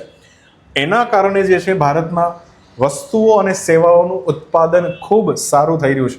મતલબ આપણા મોદી સાહેબે જે આત્મનિર્ભર ભારતની સંકલ્પના સેવી હતી, હા, તો આ ખરેખર આમ ચરિતાર્થ થતી હોય એવું લાગી રહ્યું છે. ક્લિયર? ચલો, બીજો પ્રશ્ન. વિશ્વ બેંક ગ્લોબલ ઇકોનોમિક પ્રોસ્પેક્ટ નામનો રિપોર્ટ તો આપે છે અને આ પ્રશ્ન તો ઘણી બધી વખત પૂછાઈ ગયો. આ રિપોર્ટ જે છે એ વર્ષમાં કેટલી વખત રજૂ કરે છે, હે ને? વર્ષમાં કેટલી વખત જે છે એ બધા અલગ અલગ ઇકોનોમીના આંકડાઓ રજૂ કરે છે કે આ ઇકોનોમી આટલા દરથી આગળ વધશે, કેટલી વખત એ તમારે કહેવાનું છે. ચાલો, અહીંયા આન્સર આવશે 7.2%. આગળ વધીએ. ભારતના કયા રાજ્યમાંથી નિપાહ વાયરસ સંબંધિત તાજેતરમાં જ એક ચેતવણી, એક વોર્નિંગ જાહેર કરવામાં આવી છે? એને આ જે ભાઈ છે ને, આ માસ્ટર માઇન્ડ છે આની પાછળ, નિપાહ વાયરસ ફેલાવવામાં જે છે આ ચબૂતરાઓનું બહુ મોટું યોગદાન છે. અને આને આપણે નામ આપીએ છીએ ફ્રૂટ બેટ. શું કહીએ છીએ? બેટમેન. બેટમેન ખબર ને? ચામાચીડિયું. બેટ એટલે થાય ચામાચીડિયું. અને ફ્રૂટ બેટ જે છે, હે ને, એ આ એક પ્રકારની ઉડતા ચામાચીડિયા હોય, હા, જે ફ્રૂટ ખાય, ફ્રૂટ જે છે ખાય. અને હવે આના મોઢામાંથી અહીંયાથી જ્યાં લાળ અહીંયા પડે અને આવું ફ્રૂટ નીચે પડ્યું હોય અને એ કોઈ માણસના કોન્ટેક્ટમાં આવી જાય તો આપણને જે છે નિપાહ વાયરસ લાગુ થઈ જાય. એને તો નિપાહ વાયરસને ફેલાવવાનું કાર્ય જે છે ફ્રૂટ બેટ કરતા હોય છે. તો આ ચામાચીડિયા તમારી ઘરની આસપાસ હોય તો ફટાફટ એને ભગાઈ દેવાના ભાઈ, હે ને? કારણ કે બહુ જ ડેડલી વાયરસ છે નિપાહ વાયરસ, હે ને? એની ફેટાલિટી પણ ખૂબ વધારે હોય છે. શું? ફેટાલિટી ખૂબ વધારે હોય છે, મૃત્યુ દર જેને કહેવાય. ચલો, કયા રાજ્યમાં? તો વેસ્ટ બેંગાલ જે છે એની અંદર ચેતવણી ઘોષિત કરવામાં આવી છે કે આવો એક વાયરસ, નિપાહ વાયરસ ફેલાવાનો છે. નિપાહ વાયરસની વાત કરીએ તો 98-99માં મલેશિયાનું એક ગામ હતું નિપાહ ગામ, ત્યાંથી પહેલી વખત આ વાયરસ મળ્યો. વૈજ્ઞાનિકોએ રિસર્ચ કર્યું તો ખબર પડી કે એક પ્રકારનો ઝૂનોટિક વાયરસ છે. પહેલાં તો ઝૂનોટિક વાયરસ કોને કહેવાય? કે એવા વાયરસ જે પ્રાણીથી માણસની અંદર આવે, જેમ કે અહીંયા ચામાચીડિયું છે, ઉડતી ચામાચીડિયા, ફ્રૂટ બેટમાંથી આવે માણસ, ઝૂનોટિક વાયરસ કહેવાય ને. આમાં ફેટેલિટી રેટ જે છે ખૂબ ઊંચો છે. એક વખત થાય મરવાના ચાન્સ વધી જાય, મતલબ કે 40% થી 70% કેસની અંદર દર્દી મરી જાય છે. બરાબર? તો જો કોરોનાની અંદર ફેટેલિટી રેટ ખાલી 2% હતો, તમે વિચારો, 2% વાળા કોરોના જે છે એને લોકોને હેરાન કરી દીધા હતા ફેટેલિટી, કારણ કે બહુ ઓછા લોકો મરતા હતા. જે હિસાબે બધાને રોગ થયો એ હિસાબે બહુ ઓછા મર્યા છે. પણ અહીંયા એક વખત નિપાહ ઘૂસ્યો, મરવાના ચાન્સ જે છે ખૂબ વધારે છે, 40% થી 70% ચાન્સ છે. પણ જો કે કોરોના વાયરસ જે છે એનો ફેલાવાનો જે રેટ હતો એ ખૂબ વધારે હતો, અને ફેલાવાનો રેટ ખૂબ વધારે હતો. આનો ફેલાવાનો રેટ એટલો બધો વધારે નથી. તો નિપાહ વાયરસ એટલો ઝડપથી નથી ફેલાતો. લક્ષણોની વાત કરીએ તો પહેલાં તો તાવ આવે, શ્વાસ લેવામાં તકલીફ પડે, રેસ્પિરેશન સિસ્ટમ જે છે એ તમારી અઘરી થઈ જાય. પછી એન્સેફેલાઇટિસ, અને એન્સેફેલાઇટિસ નામનો જે રોગ છે જેમને મગજનો તાવ કહેવાય, ખાસ કરીને બાળકોને થાય, હે ને? તમે જે બિહારના પેલા બાળકો કે જેને લીચી ખાધી અને એન્સેફેલાઇટિસ નામનો રોગ થઈ ગયો, ઘણા બાળકો મરી ગયા. તો આ પણ મગજનો તાવ ઘરી જાય અને મગજ જે છે એનાથી તાવની મૃત્યુ પણ થઈ. કઈ રીતના ફેલાય? તો ચામાચીડિયા દ્વારા ચાખેલા ફળો હોય, ખાસ કરીને ખજૂર, ડેટ્સ, હે ને? બેટ ફેલાવે ડેટ્સ. ડેટ્સ એટલે ખજૂર કે. અને આ ખજૂર જો તમને ક્યાંક કોન્ટેક્ટમાં આવી ગયો અને એ તમે ખાઈ લીધો, અથવા ચામાચીડિયાનું જે યુરિન છે અથવા એનો સલાઈવા છે, લાળ છે, એનાથી પણ થાય. ફેલાવાનો દર ઓછો છે. માણસથી માણસ ફેલાય ખરો, યાદ રાખજો, ફેલાય ખરો માણસથી માણસ, પણ બહુ ઓછી સંભાવના હોય. બરાબર? જેમ કોરોના જે છે તો ફટાફટ ફેલાઈ જાય, 2 કોન્ટેક્ટમાં આવે ત્યાં. અને જે એક વસ્તુ યાદ રાખવાનું, જે ઝડપથી ફેલાય ને ભાઈ, જે ઝડપથી ફેલાય, બરાબર, એ ઓછો ઘાતક હોય, એની ઘાતકતા ઓછી હોય. બરાબર? ઘાતકતા કેવી હોય? અને જે ધીમો ધીમો ફેલાય, આમ પણ તમે જે ધીમા માણસ હોય, જે ઠરીઠામ થઈને સ્થિરતા સાથે કામ કરતા હોય, એ બહુ જ ઘાતક હોય. જે ઉતાવળિયા હોય ભાઈ, ફટાફટ કરવાવાળા હોય, એમાં બહુ ઓછી સંભાવના છે, હે ને? ચાલો, વેસ્ટ બેંગાલમાં આ ઘટના બની. પછી આગળ વાત કરીએ. પેરિસ એગ્રીમેન્ટ, COP21, યાદ કરો, COP21 નંબરની જે કોન્ફરન્સ ઓફ પાર્ટી ભરાણી હતી એની જોગવાઈ હેઠળ, એની જોગવાઈ હેઠળ પાછું નવી COP29 ભરાણી બાકુ શહેરમાં, અઝરબાઈજાનનું બાકુ એની રાજધાનીની અંદર COP29 નંબરની COP ભરાણી. તો આ COP29 જે છે એમાં દેશો વચ્ચે ઉત્સર્જન ઘટશે. એનું ઉત્સર્જન કાર્બન ડાયોક્સાઇડ, અને સાથે સાથે બધા જ ગ્રીન હાઉસ ગેસ એનું ઉત્સર્જન ઘટાડવા માટે એકબીજાને સહકાર અને એને સક્ષમ બનાવવા માટે જે છે ઇન્ટરનેશનલ કાર્બન બજાર એની પદ્ધતિઓ સંપૂર્ણપણે કાર્યરત કરવામાં આવી હતી. તો કઈ જોગવાઈ છે, વસ્તુ એ છે કઈ જોગવાઈ હેઠળ આ ખેલ થયો. મતલબ એવું પૂછે છે, ધ્યાનથી સમજો કે COP21 ભરાણી હતી. ક્યાં ભરાણી હતી? ફ્રાન્સના પેરિસ શહેરમાં. એની અંદર જે આખું એગ્રીમેન્ટ થયું, એગ્રીમેન્ટ કરાર થયા જે બધા, એની તમે PDF ડાઉનલોડ કરો.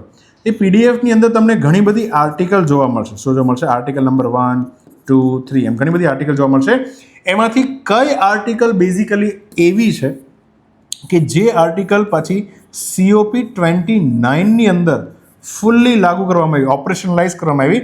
અને એ આર્ટિકલમાં એવું લખ્યું છે કે એક દેશ અને બે દેશ, અને આમ તો બધા જ દેશો અલ્ટિમેટલી ઉત્સર્જન ઘટાડવા માટે પ્રયત્ન કરશે અને એના માટે એક કાર્બન બજાર પણ બનાવશે. કાર્બન બજાર પણ બનાવશે, હે ને? તો એ કઈ આર્ટિકલમાં બધી વાતો લખી છે? મૂળ COP21નું એગ્રીમેન્ટ છે, એ ધ્યાનથી સમજો. ચલો સમજીએ. પેલા તો ખબર જ છે કે UNFCCC નામનું એક ફ્રેમવર્ક હતું, બધા એમાં સાઇન કરી ત્યારથી COP ભરાઈ છે. એમાં 21 નંબર છે પેરિસ જળવાયુ સમજૂતી, અને એનું એગ્રીમેન્ટ તમે PDF ડાઉનલોડ કરો તો એના આર્ટિકલ નંબર 6માં બહુ જ ઇમ્પોર્ટન્ટ છે. આર્ટિકલ નંબર 6 જેની અંદર લખ્યું છે કે ગ્રીન હાઉસ ગેસ કયા કયા છે ભાઈ? CH4 મિથેન છે, પછી કયો છે? Carbon dioxide. ચાલો થોડું આ મને કહેજો, પાણી જે છે ગ્રીન હાઉસ ગેસ છે કે નહીં? બરાબર, ગ્રીન હાઉસ ગેસ પાણી છે કે નહીં તમારે વિચારીને આન્સર આપવાનો. ચાલો, ગ્રીન હાઉસ ગેસનું ઉત્સર્જન સીધી વસ્તુ આપણે ઘટાડવું પડશે. નહીં ઘટાડીએ તો ધરતી જે છે ગરમ થઈ જશે. ધરતી ગરમ થાય તો બરફ પીગળશે, બરફ પીગળશે તો મોટા ભાગના દેશો પાણીમાં ડૂબી જશે. તો ઘટાડવું તો જરૂરી છે. તો એટલા માટે તમારે માર્કેટવાળી સિસ્ટમ અપનાવવાની, ભાઈ બજાર બનાવવાનું છે. અચ્છા, બજાર કોને કહેવાય ખબર? જ્યાં બધા લોકો પોતપોતાનો સામાન જે છે લેવેચ કરતા હોય એને જ આપણે શું કહીએ? બજાર. હવે અહીંયા સામાન નથી લેવેચ કરવાનો, અહીંયા જે છે કાર્બન ડાયોક્સાઇડના ક્રેડિટ પેપરનું લેવેચ કરવાનું છે. ક્રેડિટ પેપર કહેવાય, એની લેવેચ કરવાની છે. હવે આ કઈ રીતના કરવાની આપણે આગળ જઈને સમજીએ. તો આવું એક માર્કેટ ભરાય, સમજો એક આમ આર્ટિફિશિયલ માર્કેટ, એક કલ્પના કરવાની છે કે માર્કેટ છે જેમાં કાર્બનનું ટ્રેડિંગ થઈ રહ્યું છે. હા ને, કાર્બનને વેચવાનો. હવે કાર્બન એટલે શું કઈ પેક કરીને વેચવાનો? ના, એવું નથી. હું સમજાવું આગળ. માની લો કે એક કલ્પના કરો કે દરેક દેશ જે છે એક નક્કી કરવામાં, બધા દેશ ભેગા થઈ નક્કી કરે દરેક દેશે 100 ટન કાર્બન પેદા કરવાનો છે પોતાના દેશમાં. એનાથી વધારે પેદા કરવાનો થતો નથી. તો માની લો કે ભારતે એક વર્ષ પૂરું થયું તો ભારતનો રિપોર્ટ આવ્યો કે ભારતે 100 ને બદલે, અને 100 તો લિમિટ હતી, એના બદલે 80 ટન જ કાર્બન પેદા કર્યો. સામે છેડે ચાઇના હરામખોરે જે છે 120 ટન કાર્બન પેદા કરી લીધો, કારણ કે એટલી બધી મશીનો ધમધમાઈને ચાલી. તો આનો કાર્બન જે છે લિમિટ કરતાં ચાઇનાનો વધી ગયો અને ભારતનો ઓછો છે. ભારતનો કેટલો ઓછો છે? 20 ટન ઓછો છે. તો ભારતે સારું કાર્ય કર્યું ને, અને સારું કાર્ય કરવા વાળાને હંમેશા પ્રોત્સાહન મળવું જોઈએ. તો ભારતને પ્રોત્સાહન કઈ રીતે મળશે? તો કે 20 ટન કાર્બન આધારિત એક પેપર હોય, એક પેપર બને, એમાં લખ્યું હોય કે ભારત જે છે એને 20 ટન કાર્બન ઓછો પેદા કર્યો છે. આ પેપર જે છે ચાઇનાને જો ખરીદવું હોય તો ચાઇનાએ બદલામાં જે છે ભારતને ₹1 આપવા પડશે. એ ટન દીઠ એનો ભાવ જે છે માર્કેટમાં નક્કી હોય પ્રમાણે પેમેન્ટ કરવાનું રહેશે. હવે યુઆનમાં કરે, ડોલરમાં કરે, આપણે સમજવાનું, બટ હા અલ્ટિમેટલી પેમેન્ટ કરવાનું. તો ભારતને જે છે અલ્ટિમેટલી ડોલર મળશે, અથવા તો માની લો કે યુઆન મળશે, વોટ એવર જે બી કરન્સીમાં નક્કી થાય પ્રમાણે મળશે. અને બેઝિકલી આ બાજુ જે છે ચાઇનાને 20 ટનનું ક્રેડિટ પેપર મળી જશે. એટલે 120 ટન એને જે એમાં 20 ટન જે એક્સ્ટ્રા પેદા કર્યો છે તો એની સામે એની પાસે આ પેપર છે, તો બરાબર છે, ચાલો કાંઈ વાંધો નહીં. ચાઇના તારે વધારે કર્યો પણ સામે તે પેમેન્ટ બી ભારતને કરી દીધું. તો ભારતને એક પ્રકારે પ્રોત્સાહન મળશે કે હું હજી વધારે કાર્બન કઈ રીતના ઓછું કરું. અને જે બાકી બધા દેશો છે એને બી અંદરથી ડર તો લાગે ને કે સાલું જેટલો વધારે કાર્બન પેદા કરશું એટલું પેમેન્ટ જે છે અન્ય એવા દેશોને આપવું પડશે કે જે ઓછો કાર્બન પેદા કરે છે. આને કહેવાય કાર્બન ટ્રેડિંગ માર્કેટ. આ બધા વિશે જે વાત લખી હતી સાહેબ એ આર્ટિકલ નંબર 6માં લખી હતી. અને આ COP21 જ્યારે ભરાણી ત્યારથી આ બધું લખી તો દીધું હતું, પણ કોઈ છે ને અમલ નહોતા કરતા. અને દર વખતે ચર્ચાઓ કરે, એમ 22માં ચર્ચા કરી, 23માં ચર્ચા કરી, એમ કરતાં કરતાં 29 નંબરની COP જ્યારે ભરાણી ત્યારે આ બધા લોકો એગ્રી થયા કે ભાઈ આર્ટિકલ 6 જે છે હવે આપણે એને ફૂલ્લી ઓપરેશનલાઇઝ કરી દઈએ. મતલબ હવેથી જેટલા પણ દેશોએ પેરિસ જળવાયુ સંમેલનમાં હસ્તાક્ષર કર્યા હતા એ બધાએ આર્ટિકલ 6 મુજબ પોતપોતાનું કાર્બન ટ્રેડિંગ માર્કેટ બનાવવાનું ચાલુ કરી દેવાનું છે. હવે આમાં છે ને થોડું સમજવા જેવું, જો અહીંયા મેં વાત કરી COP29 2024માં ભરાણી હતી, બાકુ અઝરબૈજાનમાં આર્ટિકલ 6 ને સંપૂર્ણપણે લાગુ કર. આ પ્રશ્ન બી એક્ઝામમાં પૂછાઈ ગયો છે. હવે આર્ટિકલ 6માં બી પાછા ઘણા બધા ક્લોઝ છે. એમાં વાત કરીએ તો આર્ટિકલ 6.2 શું કહે છે કે તમે મતલબ વિશ્વની અંદર આપણે તો મેઇન હેતુ તો શું છે ભાઈ, ગ્રીન હાઉસ ગેસ જેટલા ઓછા થાય એ આપણો મેઇન હેતુ છે ને. તો એના માટે જે છે એના માટે આપણે અલગ અલગ મેથડ અપનાવી શકીએ. પહેલી મેથડ તો એવી અપનાવી શકીએ કે માની લો કે બે દેશ નક્કી કરે છે, ભારત અને અમેરિકા નક્કી કરે છે, માની લો કે ભાઈ હું જો આપણે બંને વચ્ચે એક લિમિટ રાખીએ ભાઈ 100 ટન, અને હું જો 80 કરું તો તારે મને બાકીના એક્સ્ટ્રા ટન જે છે એ માટેનું ક્રેડિટ પેપર મારી પાસે કરી લેવાનું. તો આને કહેવાય દ્વિપક્ષીય કરાર. કેવો કરાર? દ્વિપક્ષીય, બાયલેટરલ કહેવાય. અને અમુક જગ્યાએ એવું પણ બની શકે કે ભાઈ ઘણા બધા દેશો ભેગા થઈને એક એગ્રીમેન્ટ કરે, ચાલો આપણા બધાનું કોમન એક કાર્બન માર્કેટ રહેશે. ફોર એક્ઝામ્પલ યુરોપિયન યુનિયન, આ લોકો જે છે આ રીતના કાર્ય કરે છે. તો કે એક દેશ જો ઓછો કાર્બન પેદા કરે અને બીજા જો વધારે કર્યો લિમિટ કરતા, તો એની પાસેથી હું લઈ લેવાનું, પેપર લઈ લેવાનું. તો એ બધા જે છે આને કહેવાય મલ્ટીલેટરલ અથવા તો પ્લુરીલેટરલ. બરાબર? તો આ રીતના જો બાયલેટરલ ઠીક લાગે તો બાયલેટરલ, પ્લુરીલેટરલ ઠીક લાગે તો પ્લુરીલેટરલ, બટ ગમે તેમ કરો, કાર્બન ટ્રેડિંગનું માર્કેટ બનાવો. અને ભારતને ઈચ્છા થાય કે ભાઈ આપણે પ્લુરીલેટરલ તો હમણાં નહીં કરીએ, આપણે બાયલેટરલ કરશું. તો ભારતે આર્ટિકલ 6.2 ને ધ્યાનમાં રાખી ઓગસ્ટ 2025ની અંદર ભારત જે છે એને જાપાન સાથે એક જોઈન્ટ ક્રેડિટ મિકેનિઝમ ઉપર શું કર્યા હતા? હસ્તાક્ષર. ભારતે પણ આ 6.2 ને લાગુ કરવાનું કામ કરી દીધું. બરાબર? અને હવે કઈ રીતના કર્યું એને સમજીએ. ચાલો, ભારત અને જાપાન વચ્ચે ઐતિહાસિક જોઈન્ટ ક્રેડિટ મિકેનિઝમ જે છે શું છે, જે આર્ટિકલ 6.2માં સમજીએ. માની લો કે ભારત પાસે એક જૂનો સ્ટીલનો પ્લાન્ટ છે જે ખૂબ વધારે માત્રામાં શું પેદા કરે છે? કાર્બન ડાયોક્સાઇડ પેદા કરે છે. હવે આ પ્લાન્ટ જે છે, કારણ કે એ ખસ્તા હાલતમાં હશે, એનું જે ઇન્ફ્રાસ્ટ્રક્ચર હશે એ ખરાબ હશે, એના કારણે જ એની મશીનરી જે છે લો ક્વોલિટીની હશે, તો એના કારણે જે કાર્બન ડાયોક્સાઇડ શું કરતી હોય? વધુ પેદા કરતી હોય.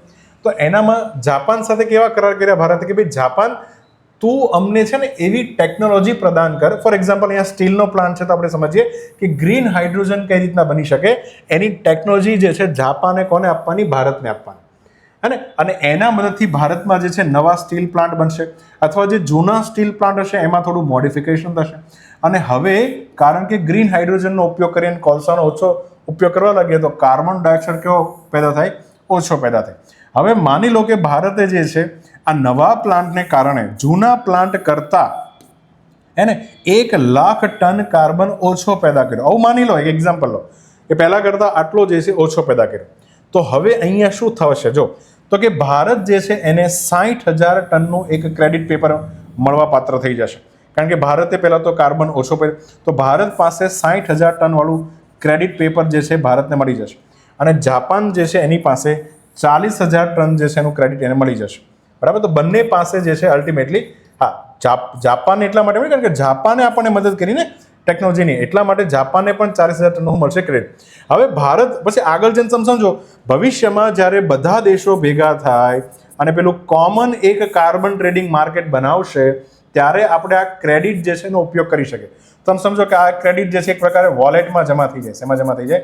વોલેટમાં. આપણે કેમ એમેઝોનનું વોલેટ હોય, એમાં તમારે કંઈક વસ્તુ ખરીદો તો સમજો એક્સ્ટ્રા પેલું કેશબેક આવે ને, કેમ 500 રૂપિયા વોલેટમાં આવી જાય, એવું સમજો કે 60,000 ટનનું ક્રેડિટ ભારત પાસે આવી ગયું, અને ભારત જે છે એને એના વોલેટમાં જમા કરી દીધું. જાપાન પાસે 40,000. અને ભવિષ્યમાં પછી જ્યારે આ ક્રેડિટમાંથી પેલો ટાર્ગેટના લોચા થાય કે વધારે કાર્બન જો જાપાને પેદા કરી દીધો, તો પોતાનું વોલેટમાંથી એટલી ક્રેડિટ જે છે વાપરી નાખશે. બરાબર? તો આ રીતના જોઈન્ટ ક્રેડિટ મિકેનિઝમ, કે બંનેને ક્રેડિટ મળે એવી કંઈક આ વ્યવસ્થા ભારત અને જાપાને ચાલુ કરી, અને આર્ટિકલ 6.2 અંતર્ગત જ છે. તો ભારત જે છે એ પણ એકદમ એક્ટિવેટ છે કે કઈ રીતના આપણે ગ્રીન હાઉસ ગેસનું એમિશન અટકાવીએ. ક્લિયર? ચાલો, તો અહીંયા આર્ટિકલ નંબર 6 વેરી ઇમ્પોર્ટન્ટ છે. આગળ વધીએ. 2026માં ભારત બ્રિક્સ નામની જે સંસ્થા છે એનું અધ્યક્ષ પદ સંભાળ. બ્રિક્સ જે છે એક પ્રકારનું આર્થિક સંગઠન છે. કેવું સંગઠન છે? આર્થિક સંગઠન. યસ, જેમાં બે દેશો એકબીજાને આર્થિકલી મદદ કરે, ઇકોનોમિકલી મદદ કરશે. હા, તો બ્રિક્સની રચના માટે પ્રથમ વખત વિદેશ મંત્રીઓની મિટિંગ થયાને કેટલા વર્ષ પૂર્ણ થયા? બ્રિક્સ જ્યારથી બની, મતલબ આમ તો બ્રિક્સનો બી પોતાનો ઇતિહાસ હશે, તો બ્રિક્સના ઇતિહાસમાં પહેલી વખત જે છે હે ને આમ તો ત્યારે છે ને બ્રિક હતું, BRIC, હે ને આ 4 દેશના વિદેશ મંત્રીઓ જે છે ભેગા થયા હતા. વિદેશ મંત્રીઓ જે છે ક્યાં ભેગા થયા હતા ભાઈ? એમાં શું છે, ઓલરેડી યુનાઇટેડ નેશનની જનરલ એસેમ્બલીની મિટિંગ ચાલતી હતી અને આ જનરલ એસેમ્બલીની મિટિંગમાં ભાગ લેવા માટે આવ્યા જોઈએ તો સાઇડલાઇનમાં જે છે આ 4 પાછા અલગ એક બંધ બારણે ભેગા થયા, હે ને 4ના વિદેશ મંત્રી. હા, તો B for Brazil, Russia, India અને ચાઇના, હે ને. અને આ 4 ભેગા થઈને નક્કી કર્યું કે આપણે આપણું પોતાનું સંગઠન બનાવવું જોઈએ, આવો વિચાર જે છે કર્યો. હવે એ જે વર્ષે ભેગા થયા એવું કહેવાય છે કે ત્યારથી બ્રિક્સ જે છે એનો પાયો નખાઈ ગયો, હે ને.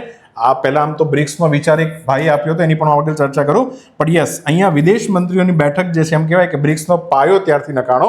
પછી આગળ જઈને પછી એની પહેલી મિટિંગ પણ ભરાણી અને અત્યારે હે ને બ્રિક્સ જે છે એની દર વર્ષે શું યોજાય છે, અલગ અલગ જગ્યા પર મિટિંગ. તો જ્યારથી આ વિદેશ મંત્રીઓ ભેગા થયા ત્યારથી કેટલા વર્ષ થયા છે બ્રિક્સને, એ તમારે આન્સર આપવાનો છે. તો ક્વેશ્ચન સમજ પડી પેલા? યસ. તો ભાઈ પહેલા તો હમણાં સારા ન્યૂઝ એ છે કે 2026માં ભારત જે છે એ બ્રિક્સનું અહીંયા એસ એડ થઈ ગયો છે, અધ્યક્ષ પદ સંભાળશે. હા, તો તાજેતરમાં ભારતે બ્રિક્સ માટે 2 વસ્તુ કરી છે. એક તો પહેલા નવી વેબસાઇટ લોન્ચ કરી, www.brics2026.gov.in. આ વેબસાઇટ એટલા માટે કે હમણાં જ્યારથી બ્રિક્સનું આયોજન થશે તો બ્રિક્સમાં જે છે મિટિંગો કઈ યોજાણી, એમાં કયા નિર્ણયો લેવાના, એ બધું જ જે છે આ વેબસાઇટ ઉપર તમને જાણવા મળશે, હે ને. બીજું એક નવો લોગો જે છે તમે આ જોઈ શકો છો, આ નવો લોગો જે છે એ પણ લોન્ચ કર્યો, હે ને. આ કમળ જે છે એની સાથે મેચ થાય છે અને ભારતની એક પ્રણામની જે પરંપરા છે, હે ને, અહીંયા દેખાય છે. યસ, તો એ પણ તમને અહીંયા દેખાય છે, ભારતીય સંસ્કૃતિ પણ દેખાય છે અને બધા દેશોના જે ઝંડા છે એનો કલર બી તમને અહીંયા દેખાતો હશે. 2026 માટે ભારત સરકારે થીમ રાખી છે બિલ્ડિંગ ફોર રેઝિલિયન્સ.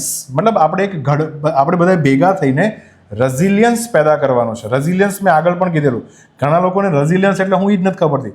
રેઝિલિયન્સ એટલે જીવનમાં જ્યારે નિષ્ફળ થાવ અને વળી પાછા ઊભા થવાની ક્ષમતા, એને કહેવાય રેઝિલિયન્સનો ગુણ. બાઉન્સ બેક કરવાની ક્ષમતા, કે હું ગીવઅપ નહીં કરું, બરાબર. પછી ઇનોવેટ કરવાનું છે બધા દેશોએ, એકબીજાને સહકાર આપવાનો છે અને સસ્ટેનેબલ સોલ્યુશન્સ પ્રોવાઈડ કરવાના છે. આવી કંઈક વાત, આવી થીમ છે, બરાબર. ઓકે, આગળ વધીએ. બ્રિક્સ જે છે હવે એની આખી ઇતિહાસની વાત કરીએ તો સૌથી પહેલા 2001માં પેલી અમેરિકાની કંપની છે ગોલ્ડમેન સેક, હે ને, જે અલગ અલગ દેશોને રેટિંગ આપવાનું કાર્ય કરે છે. રેટિંગ, હે ને. હા, કયો દેશ જે છે સરસ તમે પૈસા પાછા આપે છે, લોન લીધી હોય તો રેટિંગ આપે A+, AA+. તો એના જે એક મુખ્ય અર્થશાસ્ત્રી ચીફ ઇકોનોમિસ્ટ હતા, એનું નામ હતું જીમ ઓ'નેલ, અને એને એક વખત જે છે એક સ્ટડી પેપર લોન્ચ કર્યું હતું, building better global economics BRICS. આવું એક સ્ટડી પેપર લોન્ચ કર્યું હતું અને એમાં એણે કીધેલું કે આ વિશ્વની એ સમયની વિકાસશીલ અર્થવ્યવસ્થાઓ, ખાસ કરીને બ્રાઝિલ, રશિયા, ઇન્ડિયા અને ચાઇના જો ભેગી થઈ જાય તો દુનિયામાં એક નવી બેટર સિસ્ટમ જે છે બની શકે એમ છે. આગળ જઈને પછી આનો જ વિચાર આગળ વધ્યો અને 2006માં યુનાઇટેડ નેશનની જ્યારે જનરલ એસેમ્બલી ચાલતી હતી ત્યારે એની સાથે આ 4 દેશના વિદેશ મંત્રીઓ ભેગા થયા અને વિદેશ મંત્રીની બેઠક ભરાણી. અને એવું કહેવાય છે કે ત્યારથી બ્રિક્સની જે છે સ્થાપનાનો મૂળ વિચાર. તો 2006 જે છે આમ તો મૂળ વિચાર કહેવાય અને આની અંદર હું જો 20 વર્ષ એડ કરું તો જવાબ આવશે 2026, હે ને. તો 20 વર્ષ થયા છે, આપણો આન્સર આવશે 20 વર્ષ. અને 2009ની અંદર આ 4 દેશોની પ્રથમ મિટિંગ ભરાણી અને 2010માં આ બ્રિક હતું, એની સાથે અને બ્રિકની અંદર પાછો એસ જોડાણો, એટલે કે સાઉથ આફ્રિકા પણ જોડાઈ ગયું, બરાબર. ચાલો, તો આ રીતના વાત કરીએ તો બ્રિક્સ એનો મુખ્ય ઉદ્દેશ્ય છે એકબીજાને ઇકોનોમિકલી સહાય કરવાની, નવો વર્લ્ડ ઓર્ડર બનાવવાનો. જૂનો વર્લ્ડ ઓર્ડર એવો છે કે જેમાં અમેરિકા અને રશિયા આ 2 જ દેશોનું ગજબનું પ્રભુત્વ છે, હે ને. હવે નવો વર્લ્ડ ઓર્ડર બની રહ્યો છે, નવી વ્યવસ્થા, ઓર્ડર એટલે વ્યવસ્થા બની રહી છે, જેમાં Bharat, Russia, China, south Africa આ બધા દેશો જે છે એ આગળ પડતો રોલ પ્લે કરશે. એમ કહેવાય ને કે અમેરિકાને અત્યારે સૌથી વધારે મરચા લાગી રહ્યા હોય ને તો બ્રિક્સ, એનો જ ડર લાગે છે, કારણ કે આમાં ચાઇના બી છે, રશિયા બી છે અને ભારત પણ છે. આ 3 દેશ જો એક સાથે મળી જાય તો અમેરિકાની તો ખેર નથી. બીજું, ડેવલપમેન્ટ માટે એકબીજાને લોન આપે, એટલે કે ફાઇનાન્સિંગ કરવું.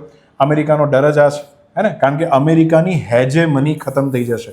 પહેલાં તો હેજેમની કોને કહેવાય? હેજેમની એટલે પ્રભુત્વ, હે ને.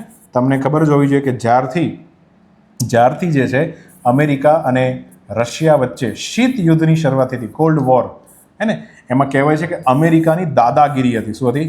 હા, એ પ્રમાણે થતું. અત્યારે પાછું એને એ જ કરવાનું ચાલુ કર્યું છે. વેનેઝુએલાના મેઇન પ્રેસિડેન્ટ નિકોલસ માદુરોને ઉપાડી લીધો. આ એક પ્રકારની દાદાગીરી કહેવાય. એક ડેમોક્રેટિક દેશના મેઇન પ્રેસિડેન્ટને જ તમે ઉપાડી લ્યો, આ કે થોડી સારી વાત છે, બરાબર? તો હેજેમની વર્ડ જે છે ઇમ્પોર્ટન્ટ છે, યાદ રાખજો. તમને ઇંગ્લિશના પેપરમાં બી કામ લાગશે, MCQમાં બી કામ લાગશે. વેરી ઇમ્પોર્ટન્ટ વર્ડ છે. ચલો, તો 20 વર્ષ થયા છે ભાઈ. ઓકે, આગળ વધીએ. એક તહેવાર ભારતનો વેરી ફેમસ મકરા વિલાક્કુ તહેવાર. હા, શબરીમાલા જે મંદિર છે, બેઝિકલી શબરીમાલા મંદિર છે, હે ને? તો તમારે કહેવાનું છે કે ત્યાં કયા રાજ્યની અંદર આ તહેવાર ઉજવવામાં આવ્યો. અને શબરીમાલા મંદિરની અંદર જે પહાડો છે એમાંથી એક પહાડ ઉપર આવી એક જ્યોતિ દેખાય, અને આ જ્યોતિ જોવા માટે જે છે લાખો લોકો જે છે ભેગા થાય. દેખાય તમને?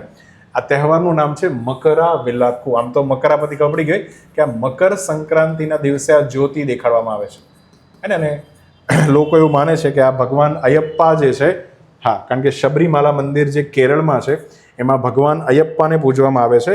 અને આ જ્યોતિ એક પ્રકારે કહી છે કે ભગવાન અયપ્પા જે છે હાજરા હજુર છે. અને કયો પહાડ છે? તો એ દિવસે પોનમ્બલા મેડુ આ પહાડ જે છે, નામ સમજો, પોનમ્બલા મેડુ. આ ભાષા તમિલ લેંગ્વેજ ને મલયાલમ લેંગ્વેજ શીખવી બહુ જરૂરી છે. તો મકર સંક્રાંતિના દિવસે લોકો જે છે આ મકરા જ્યોતિ જોવા માટે ભેગા થાય, હે ને? તો આ હવે આમ તો શ્રદ્ધાનો ભાવ છે, શ્રદ્ધાની વાત છે, અને બાકી આ પહાડ જે છે ને, બેઝિકલી આ પહાડ ઉપર કોઈને પણ જવાની મનાય છે. અને આ જ પહાડ ઉપર એ દિવસે જે છે આર્ટિફિશિયલી એક લાઇટ દેખાડવામાં આવે છે. આ કોઈ જ્યોતિ, કોઈ મતલબ એવું આધ્યાત્મિક માન્યતા પ્રમાણે તમે જોવા જાઓ તો બરાબર છે, પણ સાયન્ટિફિક એપ્રોચથી જોવો તો કંઈ એવું છે નહીં, હે ને? હા, આના માટે કેરળના શ્રદ્ધાળુઓ જે છે 41 દિવસનું કડક વ્રત રાખે છે. અહીંયા ઇમ્પોર્ટન્સ એ સમજવાની છે કે વ્યક્તિ વ્રત રાખે છે. વ્રત રાખવાથી છે ને અલ્ટિમેટલી મન જે છે મજબૂત થાય.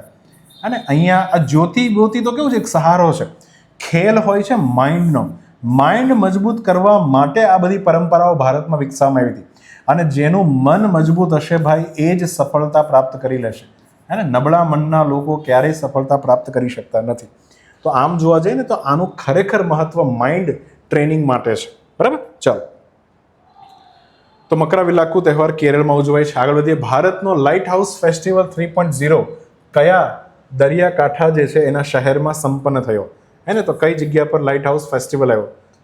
દીવા દાંડી આપણે એને કહીએ છીએ ને, દૂરથી જહાજોને રસ્તો દેખાડતા દીવા દાંડી. હકે, તો લાઇટ હાઉસ ફેસ્ટિવલ 3.0 ત્રીજી આવૃત્તિ વિશાખાપટ્ટનમ આંધ્રપ્રદેશમાં એનું સમાપન થયું છે.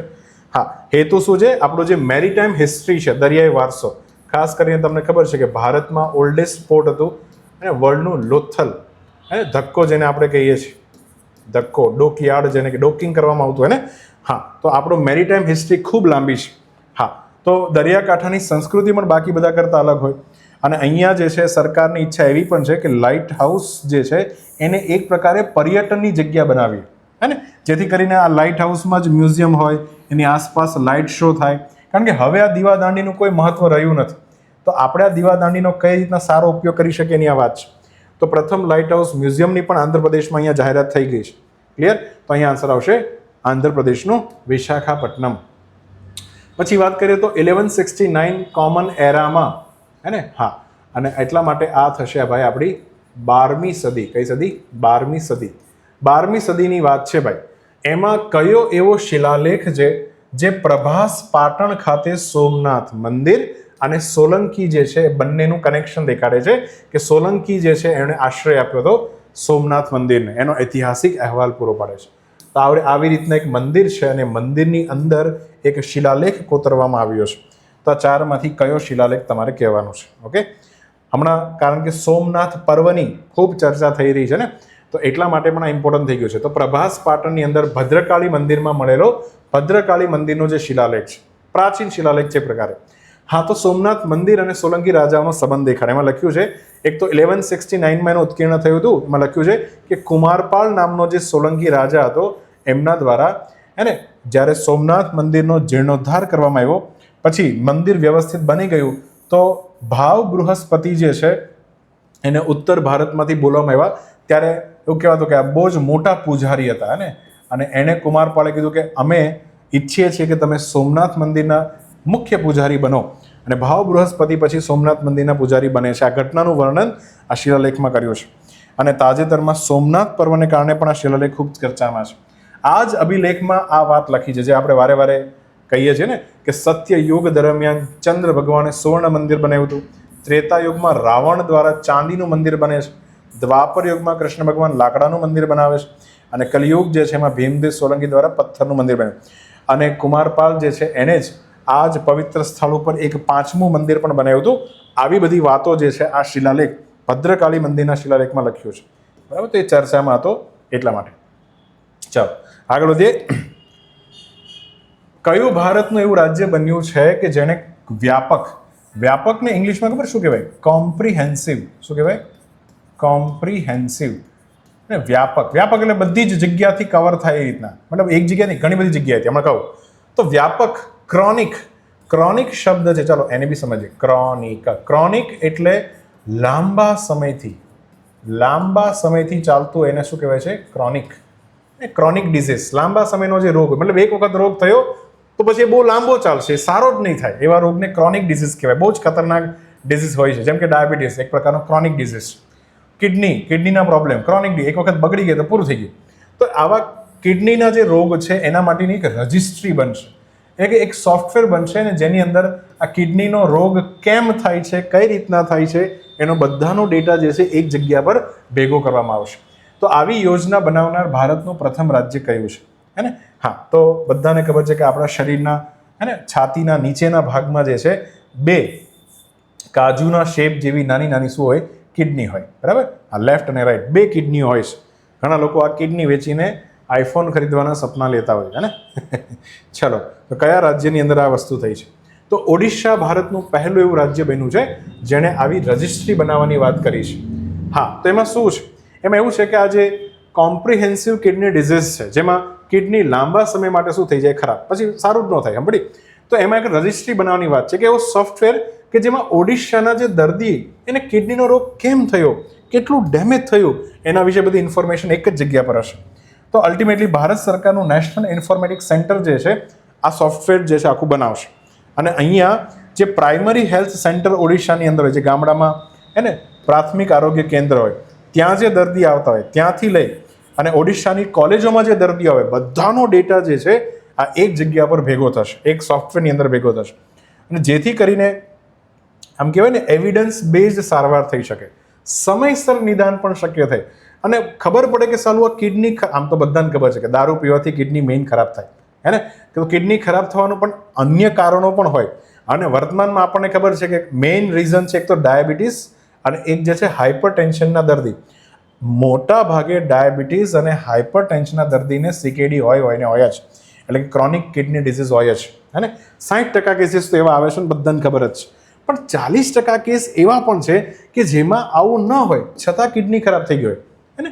ઘણા એવા હોય છે. તો એ કારણોની શોધ કોણ કરશે? ને જો આપણને પહેલેથી ખબર હોય તો સમયસર નિદાન બી તો થઈ જાય ને, કારણ કે પછી એવા દર્દી આવે PHC સેન્ટરમાં તો આપણને પહેલે જ ખબર હોય તો તરત જે છે એની કિડનીની સારવાર માટેની પ્રોસેસ શું થઈ જાય? ચાલુ થઈ જાય. ક્લિયર? કિડની અથવા જેને આપણે મૂત્રપિંડ કહીએ છીએ એની વાત કરીએ તો શરીરમાં દર મિનિટે અડધો કપ લોહી જે છે એને શુદ્ધ કરે છે. કિડનીનું બીજું કામ છે બ્લડ પ્રેશરને નિયંત્રિત કરવું, હે ને? બધું પ્રેશર, પછી પાણી જે છે અને સોલ્ટ, મીઠું, આ બંનેનું સંતુલન જાળવે છે. કિડની આપણા શરીરમાં શુદ્ધિકરણનું કાર્ય કરે છે. પછી 2 શબ્દો વેરી ફેમસ છે, કિડની ટ્રાન્સપ્લાન્ટેશન, જેમાં આપણે એક વ્યક્તિની સારી કિડની બીજા વ્યક્તિમાં પ્રત્યારોપણ કરીએ. બીજું છે કિડની બાયોપ્સી કરવી, એટલે તમે સમજો કે આ કિડની હોય ને, કિડની એનો નાનો એવો જે ત્વચાનો ટિશ્યુ હોય એને લઈ લેવો અને પછી લેબોરેટરીમાં મોકલવો, જેથી ખબર પડે કે કિડનીમાં કોઈ રોગ છે કે નહીં, એને કિડની બાયોપ્સી કહેવાય, હે ને? હા, તો એ વેરી ફેમસ. બાયોપ્સી કોને કહેવાય એ બી તમે ધ્યાનથી સમજો. ત્વચાનો નાનો એવો ટુકડો લેવાનો અને એને પછી લેબોરેટરીમાં મોકલવાનો. ચાલો, એક ક્વેશ્ચન તમને ઇન્ટરેસ્ટિંગ ક્વેશ્ચન છે. શરીરની અંદર જે આપણી આ કિડની હોય એમની સાથે એક ગ્રંથિ પણ જોડાયેલી હોય. તમે સમજો આપણે અહીંયા કિડની છે, હે ને? અને કિડનીની ઉપર અહીંયા તમે જોવો છો આ ત્રિકોણ આકારની એક ગ્રંથિ હોય છે.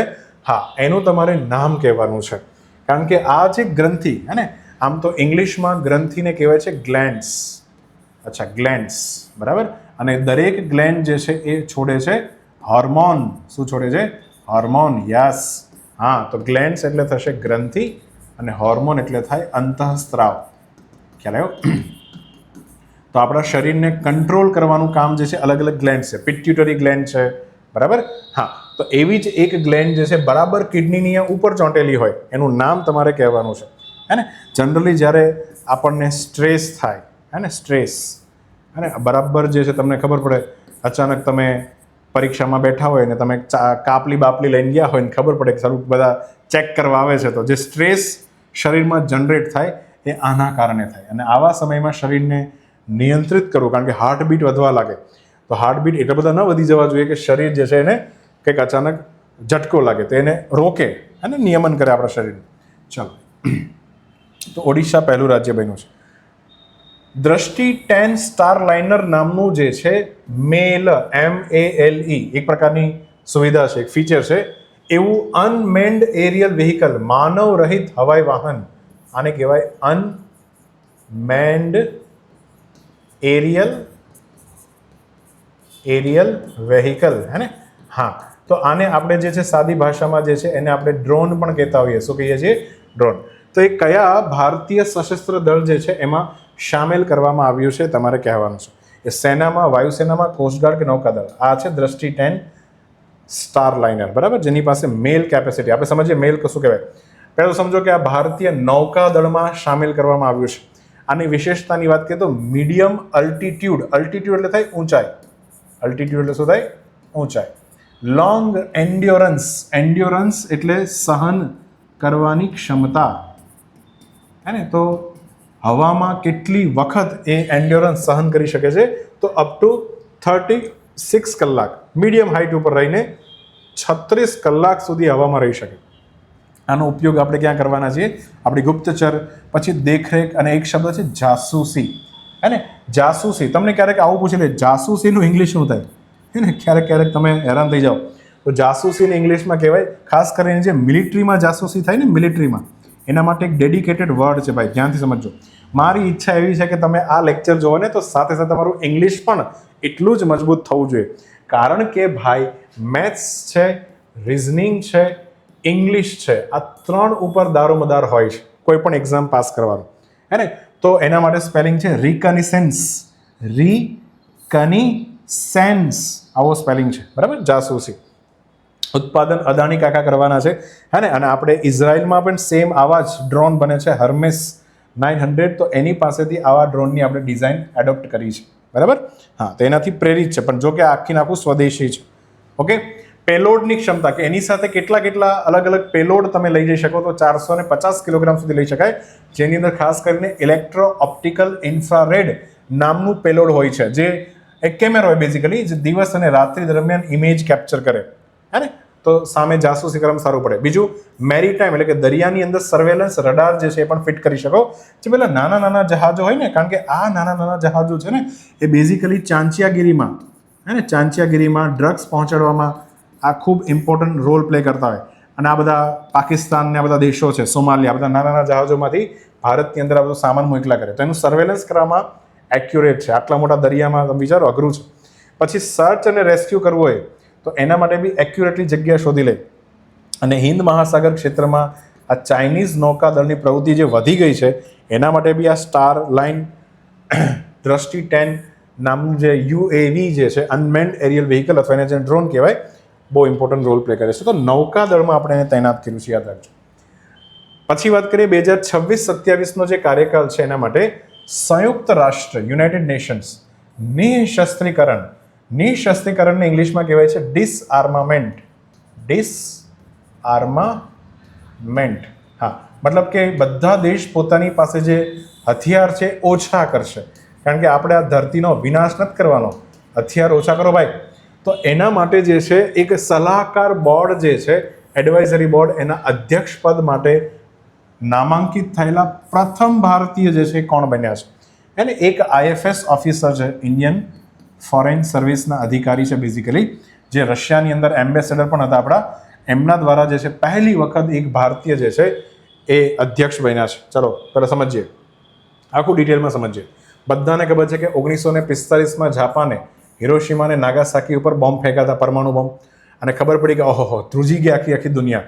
તો યુનાઇટેડ નેશન્સની સ્થાપના થઈ, લીગ ઓફ નેશન હતી જ ઓલરેડી, એનું નામ ચેન્જ કરીને શું કરી દીધું? United nation. મુખ્ય હેતુ શું બનાવવામાં આવ્યો કે જેમ બને એમ દેશો શસ્ત્રો ઓછા કરે, નિશસ્ત્રીકરણ કરે, ખાસ કરીને અમેરિકા. તો એના માટે યુએનમાં બધા ભેગા થયા, એક ચાર્ટર પેપર બનાવ્યું, એના માટે ઘણી બધી આર્ટિકલ હોય. એમાં આર્ટિકલ નંબર 11 અને આર્ટિકલ નંબર 26 લખ્યું છે કે દરેક દેશ પ્રયત્ન કરશે કે એના દેશમાં શસ્ત્રો ઓછા થાય. પછી શસ્ત્રોની કોઈ સ્પર્ધા નથી કરવા દેવાની કે અમેરિકા જે છે એક પરમાણુ બોમ્બ ફોડે તો રશિયા ફોડે, અમેરિકા પાસે આવી મિસાઇલ હોય તો રશિયા પાસે આવી મિસાઇલ. સ્પર્ધા અટકાવવાની છે અને આંતરરાષ્ટ્રીય શાંતિ જાળવવા માટે પ્રયત્ન કરવાના છે, આવું લખ્યું છે યુએન ચાર્ટરમાં. આ તો કોલ્ડ વોર પછી ચાલુ થાય છે, શીત યુદ્ધ કહીએ છીએ આપણે, અને અમેરિકા અને રશિયા વચ્ચે. અને આ કોલ્ડ વોરમાં આ બંને જે વાત લખી નથી, આ ઊંધું થયું. આ બંને લોકોએ પરમાણુ શસ્ત્રો ફેલાવ્યા ને. રશિયાએ જ્યાં જ્યાં સોશિયાલિસ્ટ કન્ટ્રી હતી બધાને પરમાણુ વેપન આપ્યા. અમેરિકાએ મૂડીવાદ જેને ફોલો કરવા માંગતા હતા એ બધાને એટોમિક વેપન આપવાનું ચાલુ કર્યું. તો મતલબ નિશસ્ત્રીકરણની તો આ બંને દેશ ખાલી વાતો કરતા હતા, અંદર ખાને આ બંને દેશ જે છે એકબીજાને પરમાણુ વેપન ફેલાવી રહ્યા હતા. અને 1970 આવતા ઘટના એ બની ગઈ કે લોકોને ડર લાગવાનો કે પરમાણુ શસ્ત્રો લગભગ એવા હાથમાં બી જતા રહેશે કે જે ઇરરિસ્પોન્સિબલ કન્ટ્રીઝ છે અથવા તો જે એકદમ લો ડેવલપિંગ કન્ટ્રીઝ છે. એટલે તાબડતોબ જે છે અમેરિકાએ નક્કી કર્યું 1970માં એનપીટી નામની એક સંધિ લોન્ચ કરી, ન્યુક્લિયર નોન પ્રોલિફરેશન. પ્રોલિફરેશન એટલે ફેલાવવું, નોન એટલે નથી ફેલાવવાનું, એના માટેની એક સંધિ. મતલબ જે વ્યક્તિ એનપીટી પર હસ્તાક્ષર કરશે બેઝિકલી એ ન્યુક્લિયર વેપનને ફેલાવશે નહીં, એ બીજા દેશને નહીં આપે. એના માટેની એનપીટી નામની સંધિ છે. તો આ સંધિ જે છે હવે કોણ સાઇન કરે? બરાબર, કોઈ સાઇન નહીં કરે. બરાબર, ભારત તો વિચારશે ને, કારણ કે ભારત ઉપર એક પ્રકારની પાબંદી લાગી જશે એનપીટી પર સાઇન કરે તો. પછી આગળ જઈને 1996ની અંદર સીટીબીટી નામની પણ એક સંધિ અમેરિકા જ લાવવામાં આવી, કોમ્પ્રિહેન્સિવ. કોમ્પ્રિહેન્સિવ એટલે વ્યાપક. વ્યાપક એટલે દરેક જગ્યાએ. ફોર એક્ઝામ્પલ અહીંયા વાત કરું ને તો નીચેથી ચાલુ કરો તો કે પાણીની અંદર, જમીન ઉપર, હવામાં, આ બધી જગ્યા ઉપર ન્યુક્લિયર ટેસ્ટ, પરમાણુ બોમ્બના ટેસ્ટ જે છે એની પર બેન લગાડી દીધો.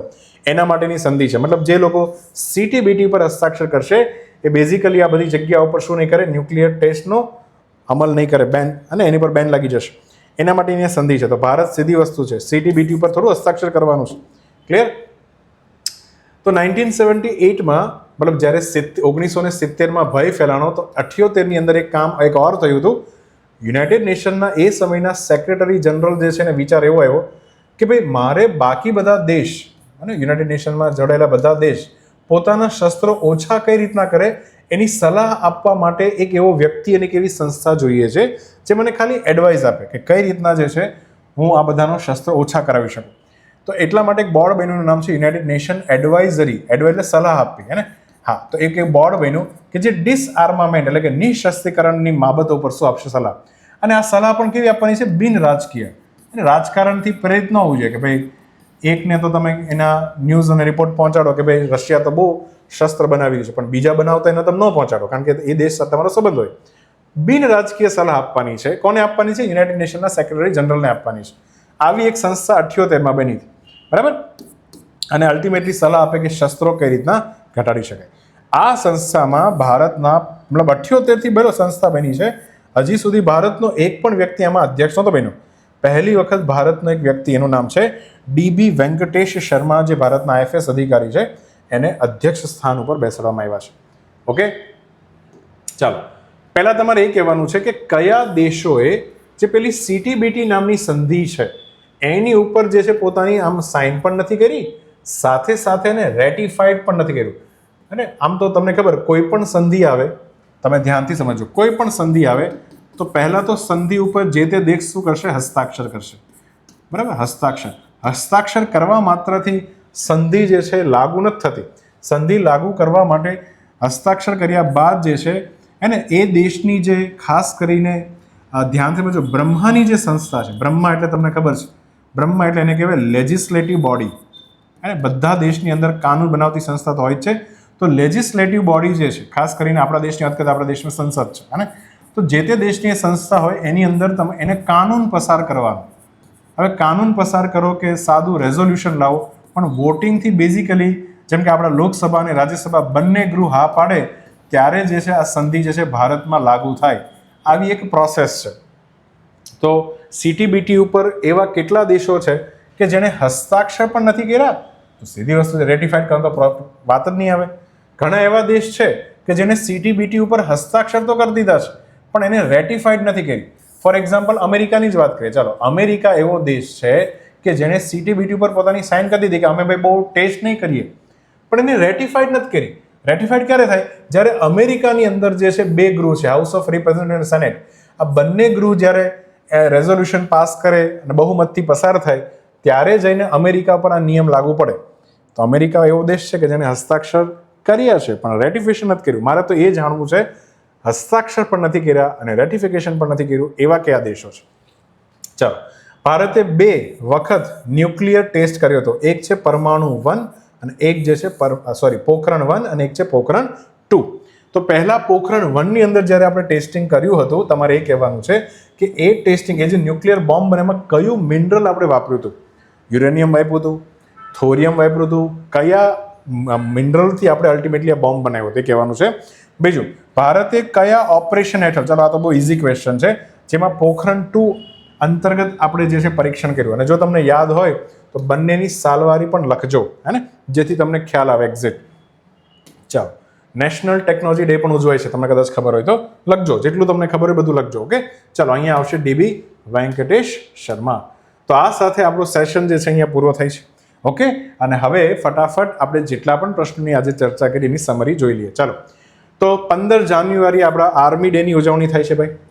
પછી વાત કરીએ તો સ્વાતિ શાંતા કુમારને પીસ કીપિંગ માટે, જેન્ડર ઇન્ક્લુઝિવનેસ માટે એવોર્ડ મળ્યો છે સેક્રેટરીનો. અને આપણો રેન્ક જે છે 80મો રેન્ક આપણે પ્રાપ્ત કર્યો છે. પછી ત્રિપુરાની ગ્રામીણ બેંકે પેલી ATM વાન ખોલી છે ભાઈ. અને 7.2% જે છે ગ્લોબલ ઇકોનોમિક પ્રોસ્પેક્ટ જે વર્લ્ડ બેંક રજૂ કરે એમાં આપણો GDP ગ્રોથ રેટ છે. પછી કયા રાજ્યની અંદર નિપા વાયરસ, હે ને, તો પશ્ચિમ બંગાળ રાજ્યમાં જે છે બેઝિકલી એની ઘોષણા કરવામાં આવી છે. આર્ટિકલ 6 ની અંદર કાર્બન ટ્રેડિંગ માર્કેટની વાત છે. 20 વર્ષ પૂરા થયા ભાઈ બ્રિક્સના વિદેશ મંત્રીઓની બેઠકને. અને મકરા વિલાક્કુ જે છે કેરળનો શબરીમાલાનો તહેવાર છે. પછી લાઇટ હાઉસ ફેસ્ટિવલ વિશાખાપટ્ટનમમાં યોજાઈ ગયો છે, હે ને. ભદ્રકાળીનો શિલાલેખની અંદર અલ્ટિમેટલી સોલંકી રાજાઓની વાત છે. પછી ઓડિશા જે છે પહેલું રાજ્ય બન્યું કે જેને ક્રોનિક કિડની ડિઝીઝ ઉપર આખી રજિસ્ટ્રી બનાવી છે. દ્રષ્ટિ 10 જે છે નૌકાદળમાં ઇન્ક્લુડ થવા જઈ રહ્યું છે. DB વેંકટેશ શર્મા જે છે પહેલા ભારતીય બન્યા ન્યુક્લિયર યુનાઇટેડ નેશન્સ ડિસઆર્મામેન્ટની એડવાઇઝરી બોર્ડના અધ્યક્ષ બન્યા છે. ઓકે, ચલો, તો આ સાથે આજના પ્રશ્નો પૂરા થાય છે. અને જેટલા બી ક્વેશ્ચન આપણે લીધેલા હતા, હે ને, એ પણ અહીંયા લખ્યા છે. 6 પ્રશ્ન અહીંયા છે અને બાકીના 4 અહીંયા છે. તો સરસ મજાના આન્સર જે છે તમારે લખવાના છે અને પ્રોપર કમિટમેન્ટ સાથે, ડિસિપ્લિન સાથે વિડીયોને જોતા રહેવા. ધીરે ધીરે હું ક્વેશ્ચનની સંખ્યા ખૂબ વધારી દેવાનો છું, બરાબર? હા, તો જેથી કરીને તમને મેક્સિમમ સોરે બેનિફિટ રહે. ઓકે, તો આ સાથે થેન્ક યુ.